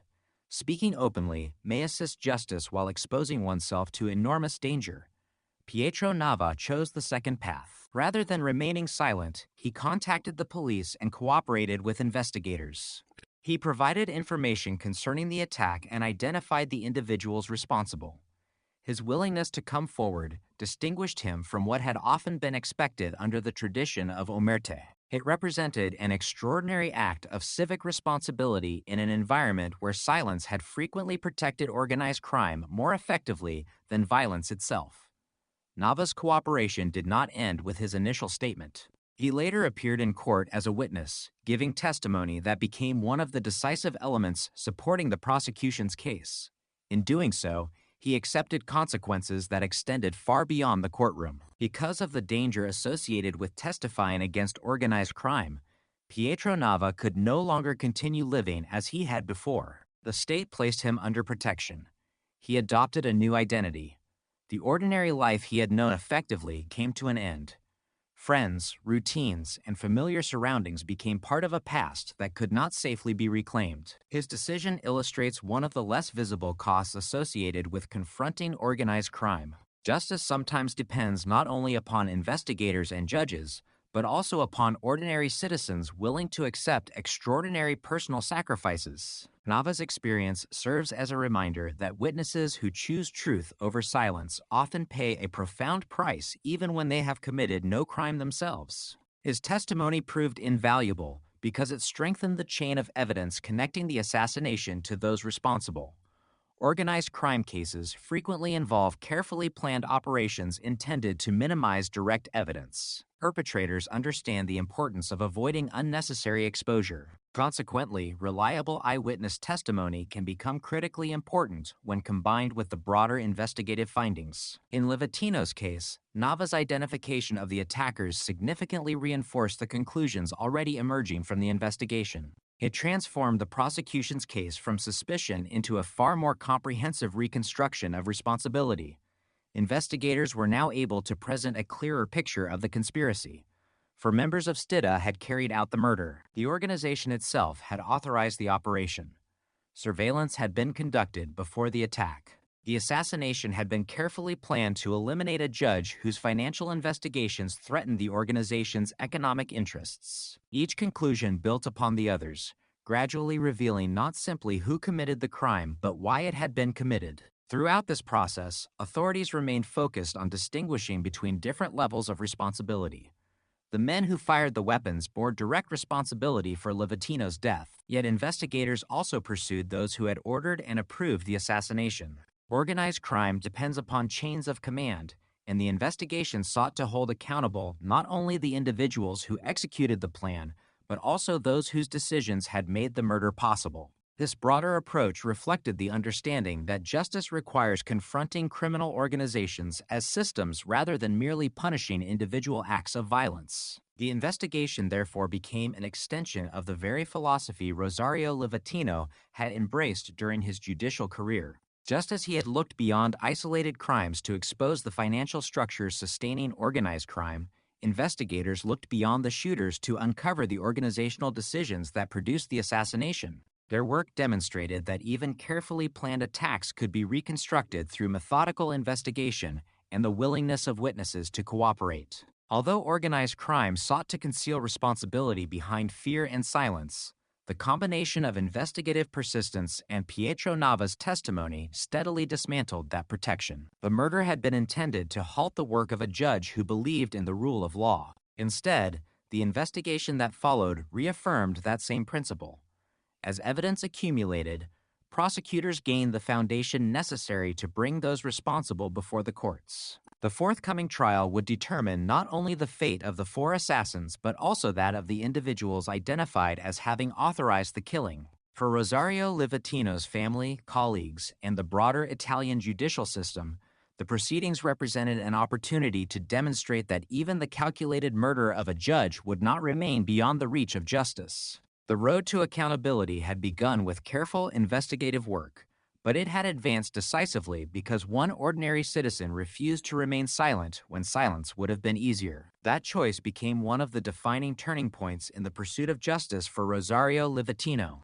By the time the investigation into the assassination of Rosario Livatino reached the courtroom, the case represented far more than the prosecution of a single murder. A judge had been deliberately targeted while carrying out the ordinary routine of traveling to work. The attack had not been spontaneous, nor had it resulted from a personal dispute. According to the findings established during the investigation, it was an organized assassination carried out by members of STIDA and approved by the organization's leadership. The proceedings that followed, therefore, carried profound importance, not only for the victim's family and colleagues, but also for the Italian judicial system itself. Every stage of the trial would test whether the rule of law could respond effectively when organized crime attempted to silence one of its own judges through violence. The evidence presented by prosecutors reflected the careful work completed during the investigation. Authorities had reconstructed the sequence of events on the morning of September 9th in Nangonchen, Trumchen, Mi. They established that Rosario Livatino had followed his usual route from Canicat toward the courthouse in Agrigento, driving alone as he routinely did. For armed members of STIDA, traveling in 2 vehicles, intercepted his Ford Fiesta along State Road SS 640. When his vehicle was forced to stop, Livatino attempted to escape on foot by running down the roadside embankment. The attackers pursued him, shot him from behind, and then fired additional shots at close range after he fell. The reconstruction demonstrated that the assassination had been executed according to a carefully prepared plan rather than arising from chance or impulse. Equally important was the evidence explaining why the murder had occurred. During his judicial career, Livatino had devoted increasing attention to financial investigations directed against organized crime. Instead of concentrating exclusively on violent offenses, he pursued measures capable of weakening criminal organizations economically. These included confiscating land connected to organized crime, freezing bank accounts, seizing front companies, investigating money laundering, and examining corruption involving businessmen, politicians, and criminal organizations. Those investigations had inflicted significant financial losses upon the organizations affected. According to the conclusions reached during the investigation, Livatino was preparing additional confiscation orders, arrest warrants targeting senior members, and broader financial inquiries. The prosecution argued that these judicial actions had transformed him into a priority target for STIDA. The murder, therefore, was not presented as an isolated act of retaliation, but as a deliberate attempt to protect criminal interests threatened by the continued enforcement of the law. One of the most significant elements supporting the prosecution's case came from the testimony of Pietro Nava. His role illustrated how the courage of an ordinary citizen can become indispensable in cases involving organized crime. Nava had been traveling along the same road when the attack occurred and became a rare eyewitness to the assassination. In a region where the tradition of omerta, the code of silence, had often discouraged cooperation with law enforcement, his decision to speak publicly carried exceptional weight. He reported what he had witnessed to the police, identified those responsible, and later testified before the court. His cooperation provided investigators and prosecutors with direct testimony linking the attack to the individuals who carried it out. The importance of Nava's testimony extended beyond the factual details it supplied. It demonstrated that fear did not have to determine the outcome of every encounter with organized crime. By refusing to remain silent, he challenged one of the mechanisms through which criminal organizations had historically protected themselves. His testimony became one of the decisive factors supporting the prosecution's case, helping establish responsibility for the assassination. The personal cost of that decision was immense. Because he had testified against organized crime, Nava entered state protection, adopted a new identity, and left behind the life he had previously known. Although he was not the victim of the assassination, his experience revealed another dimension of the price sometimes paid by those who assist justice. The trial also addressed responsibility beyond the 4 individuals who directly participated in the ambush. Organized crime operates through structured decision-making rather than isolated personal initiatives. The investigation had concluded that the assassination had not been conceived solely by the gunmen themselves. Instead, the order to eliminate Rosario Livatino had been approved by the leadership of STIDA. This distinction proved critical during the judicial proceedings. Prosecutors sought accountability not only for those who physically carried out the murder, but also for those who authorized it. Such an approach reflected the broader principle that criminal responsibility within organized crime extends through the chain of command. Eliminating only the immediate perpetrators would leave untouched the organizational structure responsible for planning and directing the crime. As the proceedings advanced, the evidence accumulated during the investigation supported the conclusion that the assassination had been a coordinated operation. Surveillance of Livatino's daily routine had taken place before the attack. The isolated location had been selected deliberately. Multiple vehicles had been used to intercept his car, for armed men had participated in the operation.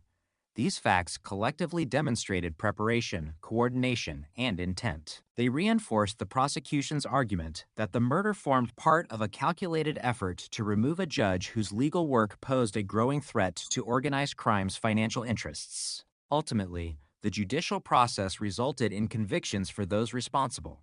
The direct participants in the assassination were found guilty. Those identified as organizers and individuals responsible for authorizing the murder were likewise convicted.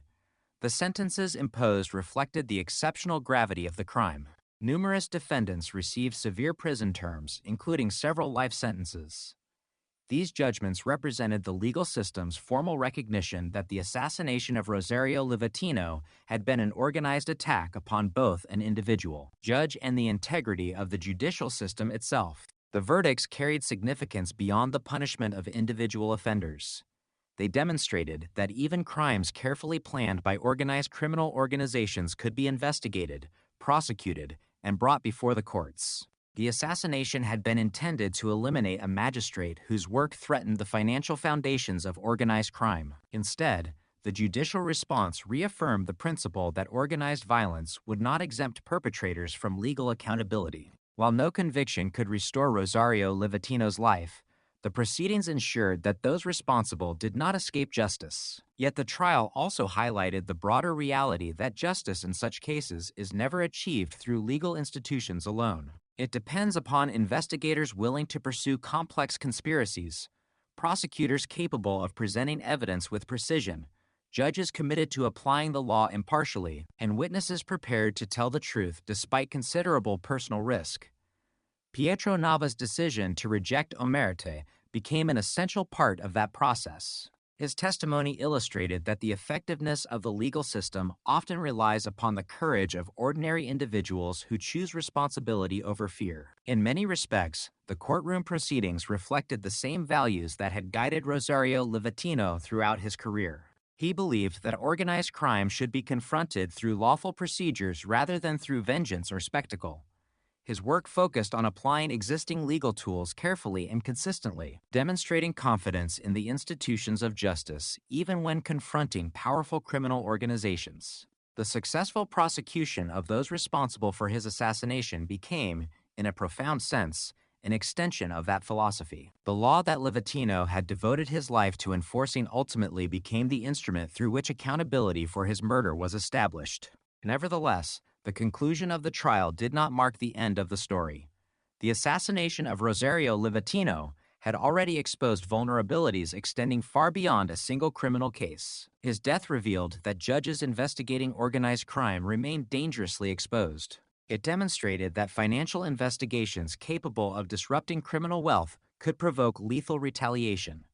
It raised urgent questions concerning the protection of members of the judiciary and the methods through which Italy confronted organized criminal organizations. These issues would become even more pressing in the years that followed. The legacy of Rosario Livatino would therefore be shaped not only by the convictions obtained in court, but also by the lasting influence his life and death would have on Italy's continuing struggle against organized crime. The courtroom had delivered its verdict. Justice, as defined by the legal process, had been served. Yet the deeper significance of the case would continue to unfold long after the final sentences were pronounced, transforming Rosario Livatino from a respected local magistrate into an enduring symbol of integrity, judicial independence, and unwavering commitment to the rule of law.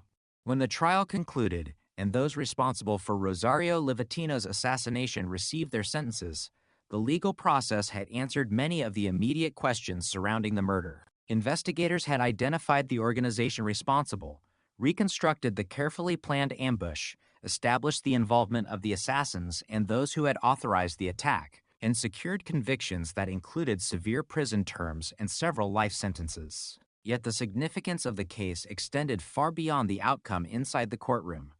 Some crimes become defining moments not simply because of their brutality, but because they force an entire nation to confront uncomfortable truths about its institutions, its vulnerabilities, and the sacrifices required to defend the rule of law. The murder of Rosario Livatino became one of those moments. Although his life had ended beside a quiet stretch of State Road 640, the questions raised by his death echoed throughout Italy's judicial system and its continuing struggle against organized crime.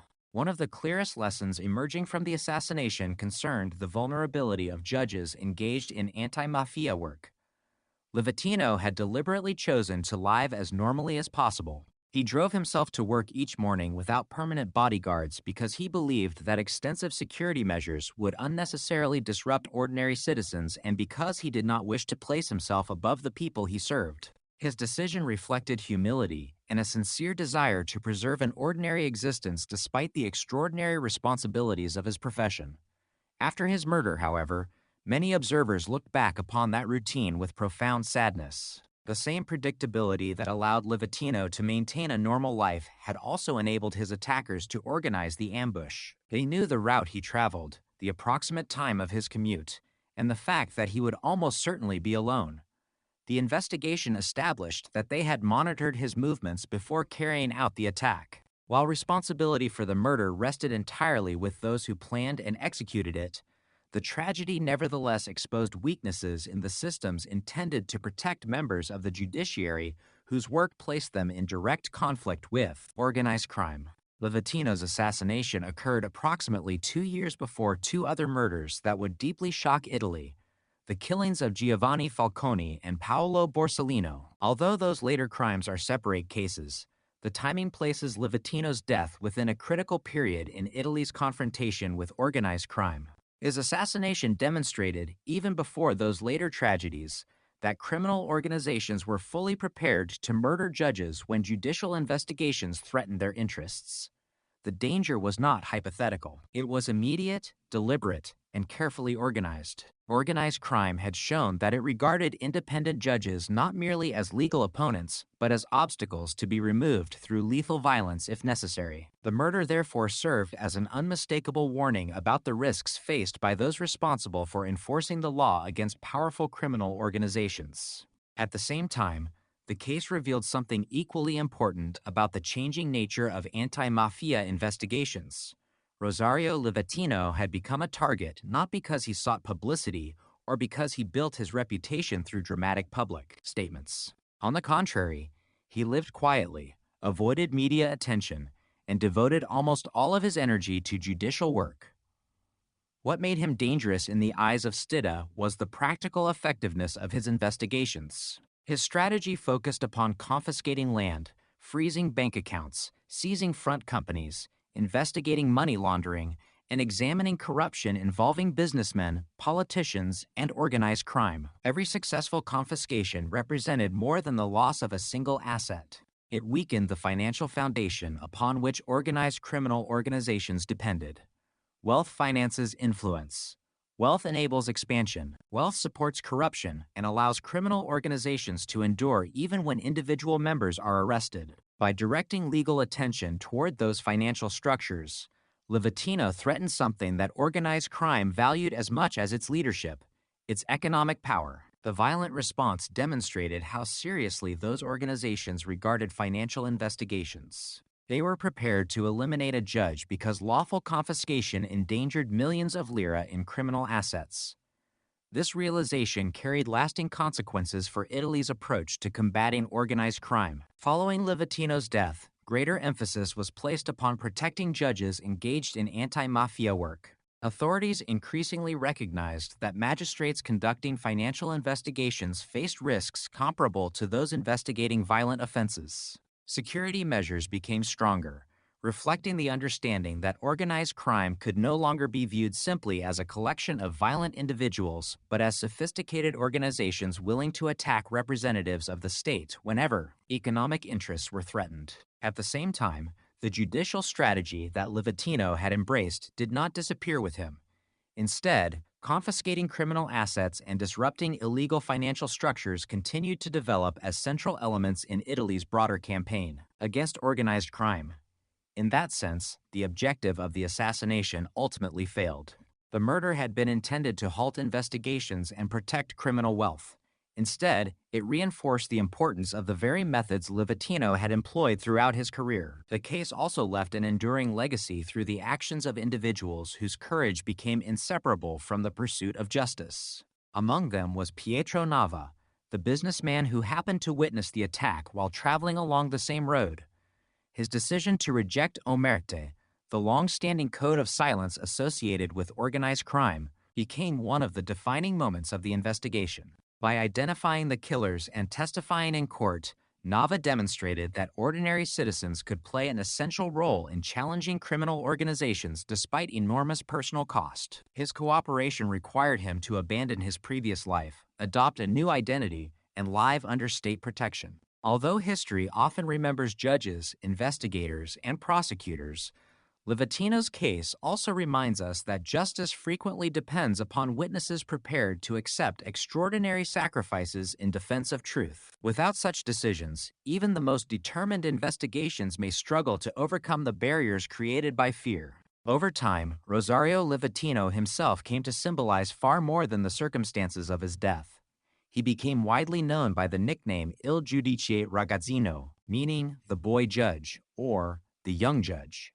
The name reflected his youthful appearance, which often made him seem younger than his actual age. It later gained widespread recognition through the book by Nando Dalla Chiesa and the subsequent film adaptation that introduced his story to broader audiences. Yet the nickname carries a deeper significance as well. It captures the contrast that defined Livatino throughout his career. He did not project the image of an imposing public figure. He did not cultivate celebrity or political influence. His authority came instead from quiet professionalism, careful legal reasoning, and unwavering dedication to judicial responsibility. The image of the young judge therefore came to represent not youthful inexperience, but the integrity of a public servant whose greatest strength lay in consistency rather than spectacle. Decades after his death, Rosario Livatino's legacy expanded beyond the legal and historical significance of his work. In 2021, the Roman Catholic Church beatified him, making him the first judge in the history of the Church to receive that recognition. He was honored as a martyr of justice and faith, reflecting the belief that his commitment to carrying out the law honestly and courageously formed an expression of deeply held moral principles. The beatification did not alter the historical facts surrounding his assassination, nor did it replace the legal understanding established through the investigation and trial. Instead, it acknowledged another dimension of his life: the conviction that public service, integrity,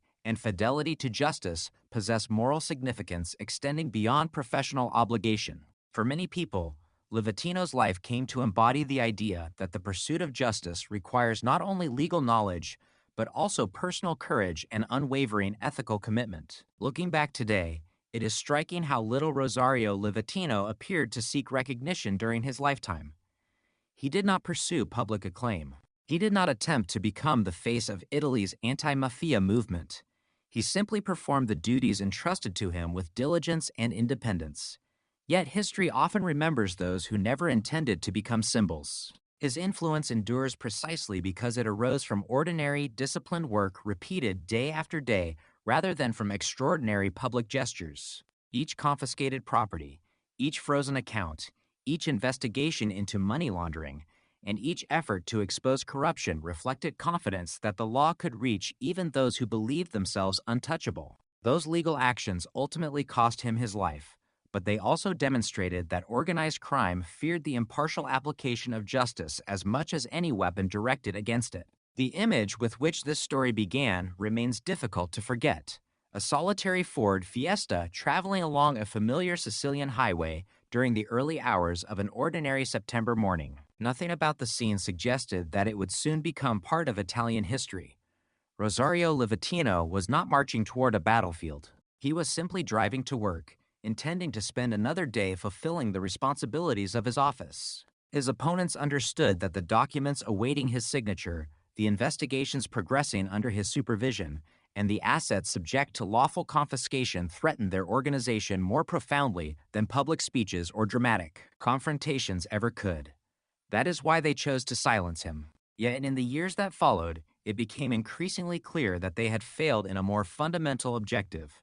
They succeeded in taking his life, but they did not erase the principles for which he stood. His assassination strengthened awareness of the dangers confronting anti-mafia judges, reinforced the importance of financial investigations against organized crime, encouraged greater protection for members of the judiciary, and left behind an enduring example of integrity in public service. Rosario Livatino's story is therefore remembered not simply because he was murdered, but because of the life that preceded that final morning. He demonstrated that justice is often advanced not through dramatic moments of heroism, but through patient, methodical work carried out with honesty and independence. In confronting organized crime, he relied not on violence but on the authority of the law.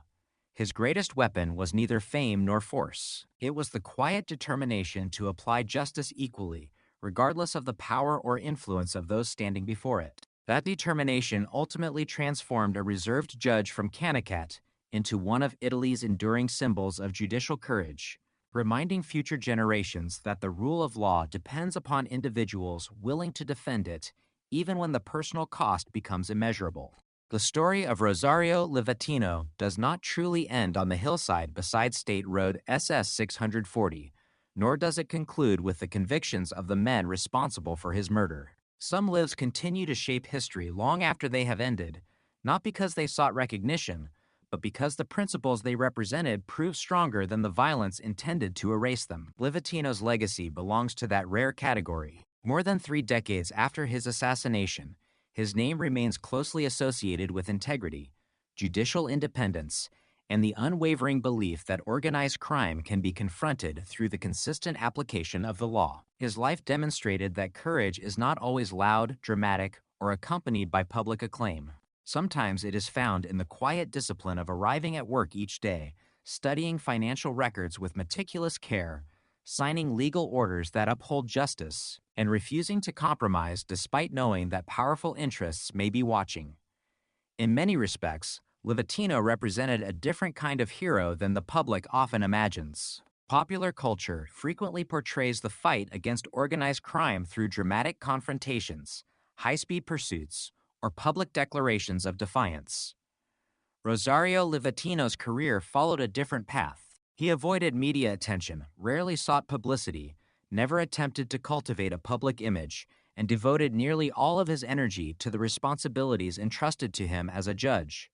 He did not become dangerous because he was famous. He became dangerous because he was effective. Every confiscated property, every frozen bank account, every seized front company, and every financial investigation reminded organized crime that its greatest strength, its wealth, could be challenged through lawful judicial action. That lesson continues to resonate because it illustrates a fundamental truth about criminal organizations. Violence can intimidate individuals, but economic power sustains entire criminal systems.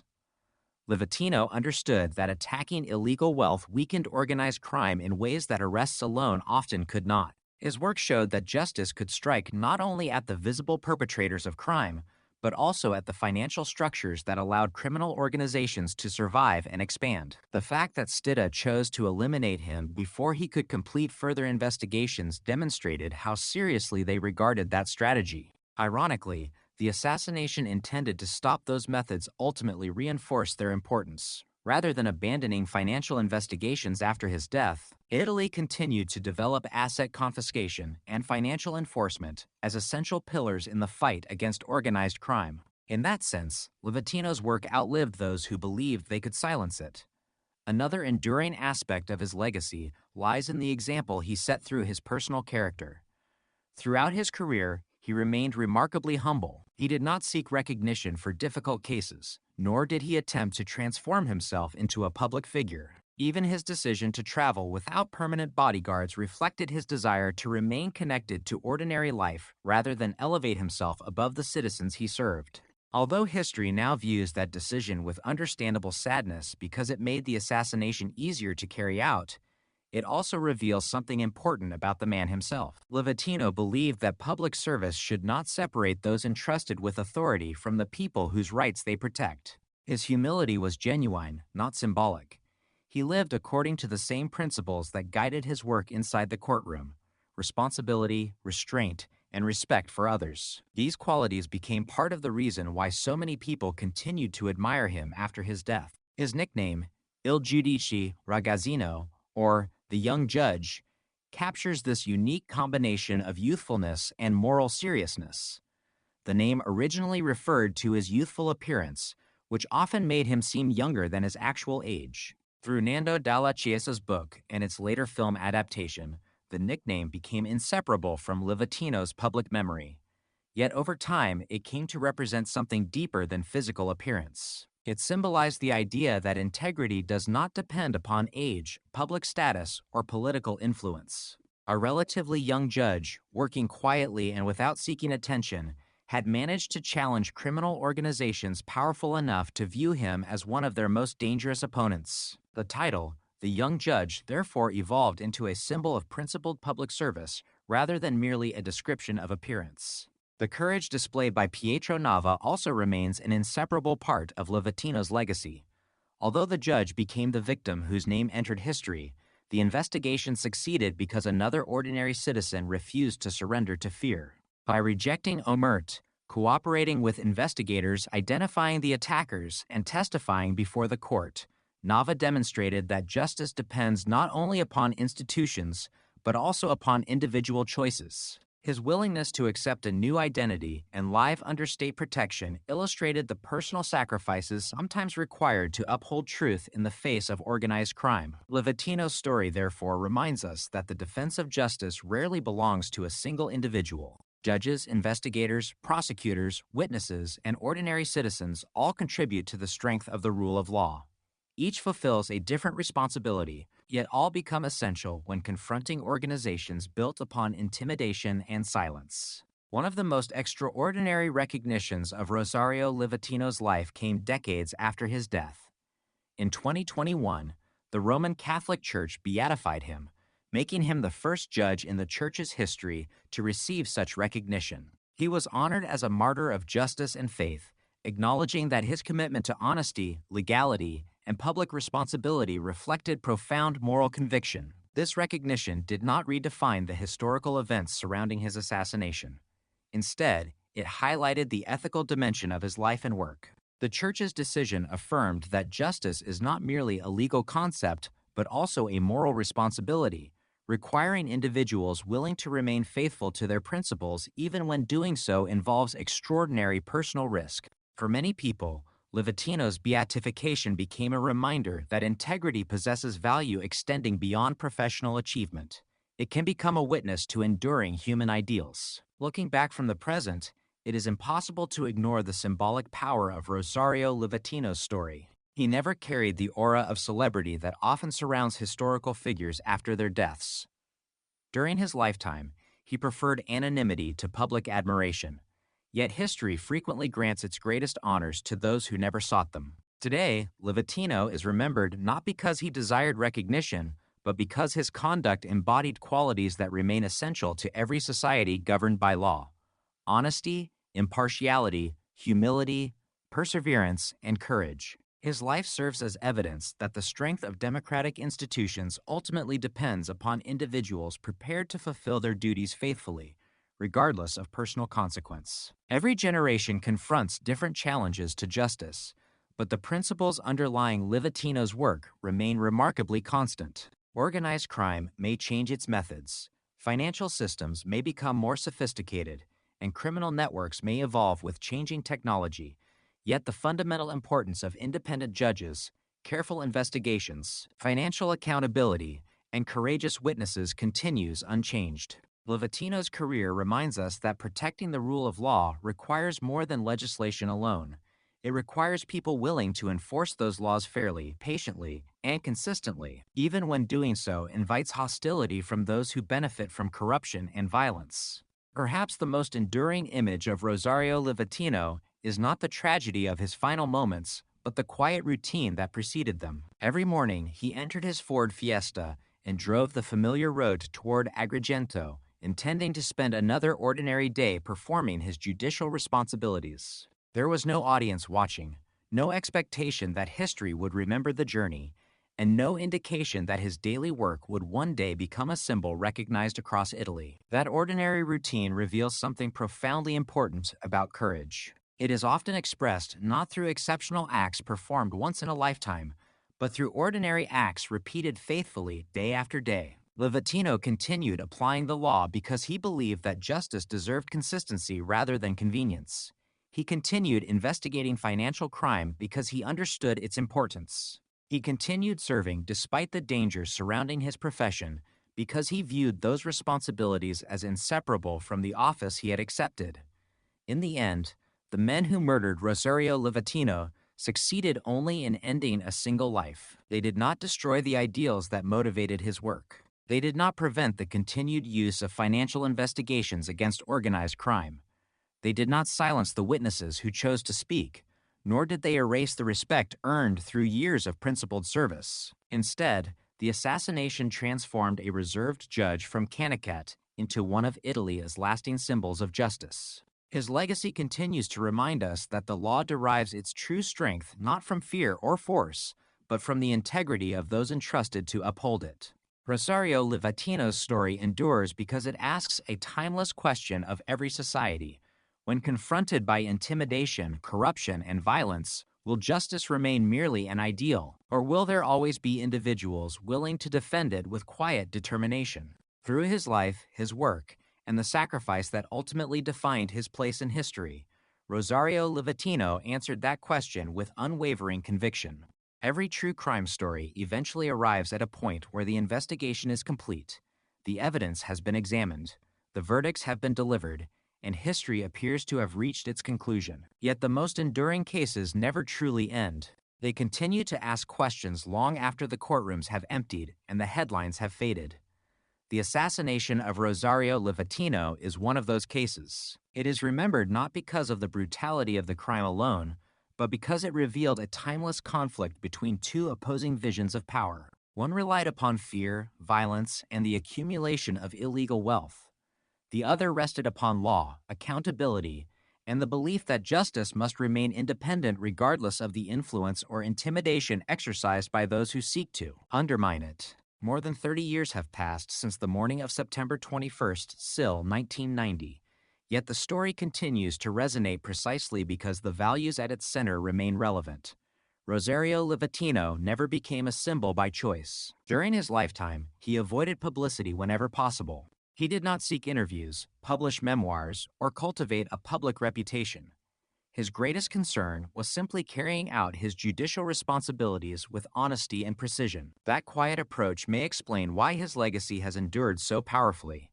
His example reminds us that genuine integrity rarely announces itself. It reveals itself through consistency.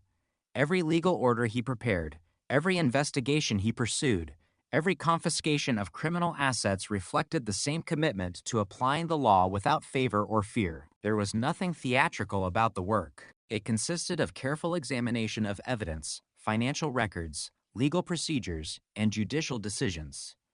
Yet organized crime understood something that casual observers might easily overlook. Those routine legal actions threatened the foundations upon which criminal organizations depended. Confiscating land, freezing bank accounts, seizing front companies, investigating money laundering, and exposing corrupt relationships between organized crime, businessmen and politicians inflicted damage that could not easily be repaired. Wealth represented influence, security, and continuity for criminal organizations. By attacking that wealth through lawful means, Livatino challenged the long-term stability of those networks. His murder therefore demonstrated an uncomfortable truth. Organized crime was willing to eliminate not only those who confronted it publicly, but also those who quietly and methodically undermined its financial power. The tragedy also reminds us that justice often advances through ordinary people making extraordinary choices. Pietro Nava did not begin that September morning expecting to become part of Italian legal history. He was simply a businessman traveling along the same road. Yet when he witnessed the assassination, he faced a decision that countless others before him had confronted under the shadow of omerta. Remaining silent, might have preserved the life he knew. Speaking to investigators meant accepting uncertainty, danger, and irreversible personal sacrifice. He chose cooperation. He identified the attackers, testified before the court, and ultimately entered witness protection under a new identity. His decision illustrates that the rule of law depends not only upon judges and investigators, but also upon citizens willing to reject fear when fear appears to offer the easier path. Without such individuals, justice risks becoming an ideal that exists only on paper. With them, it becomes a living principle capable of overcoming intimidation. Livatino's assassination likewise changed the way Italy viewed the protection of anti-mafia magistrates. His death exposed vulnerabilities that could no longer be ignored. A judge responsible for investigations threatening organized crime had been able to travel alone along a predictable route, allowing assassins to prepare a carefully organized ambush. The consequences of that realization extended beyond one individual case. Greater attention was directed towards safeguarding members of the judiciary whose work placed them in direct conflict with organized criminal organizations. Although stronger security measures could never erase the loss already suffered, they reflected an institutional recognition that defending justice also requires protecting those entrusted with administering it. Equally significant was the continued importance of the investigative strategy that had made Livatino such a dangerous adversary in the eyes of Stidda. Rather than abandoning financial investigations after his assassination, Italy continued to strengthen the use of asset confiscation and economic investigations as fundamental tools against organized crime. In a profound irony, the very methods the assassins sought to stop became even more firmly established after his death. Their attempt to silence one judge ultimately reinforced confidence in the effectiveness of the approach he had championed. His legacy therefore survived not only through memory, but through the continued evolution of legal practice itself. The beatification of Rosario Livatino in 2021 added another dimension to his enduring influence. As the first judge in the history of the Roman Catholic Church to be declared blessed, he came to be recognized as a martyr of justice and faith. Regardless of personal religious belief, that recognition reflects the extraordinary respect earned through a life devoted to honesty and public responsibility. It acknowledges that his work as a judge represented more than technical legal expertise. It embodied a moral commitment to fairness, integrity, and service. His life demonstrated that professional excellence and ethical conviction need not exist separately. Together, they form the foundation upon which his reputation continues to rest. Perhaps the greatest lesson of Rosario Livatino's story lies in its remarkable absence of spectacle. He was never presented as an invincible hero. He possessed no extraordinary powers beyond the authority granted to him by the law. He drove an ordinary car, followed an ordinary commute, and spent his days performing work that often unfolded quietly inside offices and courtrooms rather than before television cameras. Yet history repeatedly reminds us that lasting change is frequently produced by such ordinary dedication rather than dramatic moments of public attention. Livatino's influence grew not because he sought recognition, but because he consistently fulfilled his responsibilities regardless of the risks involved. That consistency became stronger than violence. Today, his name is remembered alongside the broader struggle against organized crime in Italy because it represents something that criminal organizations have always found difficult to overcome: incorruptible integrity. Money can purchase influence. Violence can spread fear. Intimidation can silence many voices. But integrity, once demonstrated through a lifetime of principled conduct, often outlives those who attempt to destroy it. Rosario Livatino's assassins succeeded only in ending his life. They failed to erase the example he left behind. The legal principles he defended continued to shape anti-mafia strategy. The witness who refused silence helped secure justice. The judicial system continued pursuing those responsible. Future generations learned from both the strengths and vulnerabilities revealed by his case. In that sense, the assassination achieved the opposite of its intended purpose. Rather than weakening the commitment to lawful opposition against organized crime, it strengthened national determination to continue that work. As we leave this story behind, it is worth remembering that the fight against organized crime is rarely won through a single investigation or a single courtroom victory. It is sustained through countless acts of professionalism performed by individuals who may never become widely known. judges who examine evidence with patience, investigators who reconstruct complex conspiracies, prosecutors who present facts without distortion, witnesses who choose truth over fear, citizens who believe that justice deserves protection even when doing so demands personal sacrifice. Rosario Livatino became a symbol because he represented all of those values at once. His story reminds us that the law is ultimately more than legislation or institutions. It is a promise that every person, regardless of wealth, influence, or power, remains accountable under the same principles of justice. That promise survives only when individuals are willing to defend it with honesty, independence, and courage. On an ordinary September morning in 1990, a quiet judge set out for work along a familiar Sicilian road, intending to continue the responsibilities that had defined his career. He never reached the courthouse, yet the destination he ultimately reached proved far more enduring. His life became a lasting testament to the belief that justice cannot always prevent violence, but it can ensure that violence never has the final word. Long after the gunfire faded and the road returned to silence, Rosario Livatino's example continued to speak, not through anger or vengeance, but through the enduring conviction that the rule of law remains strongest when upheld by those who refuse to abandon it, regardless of the cost.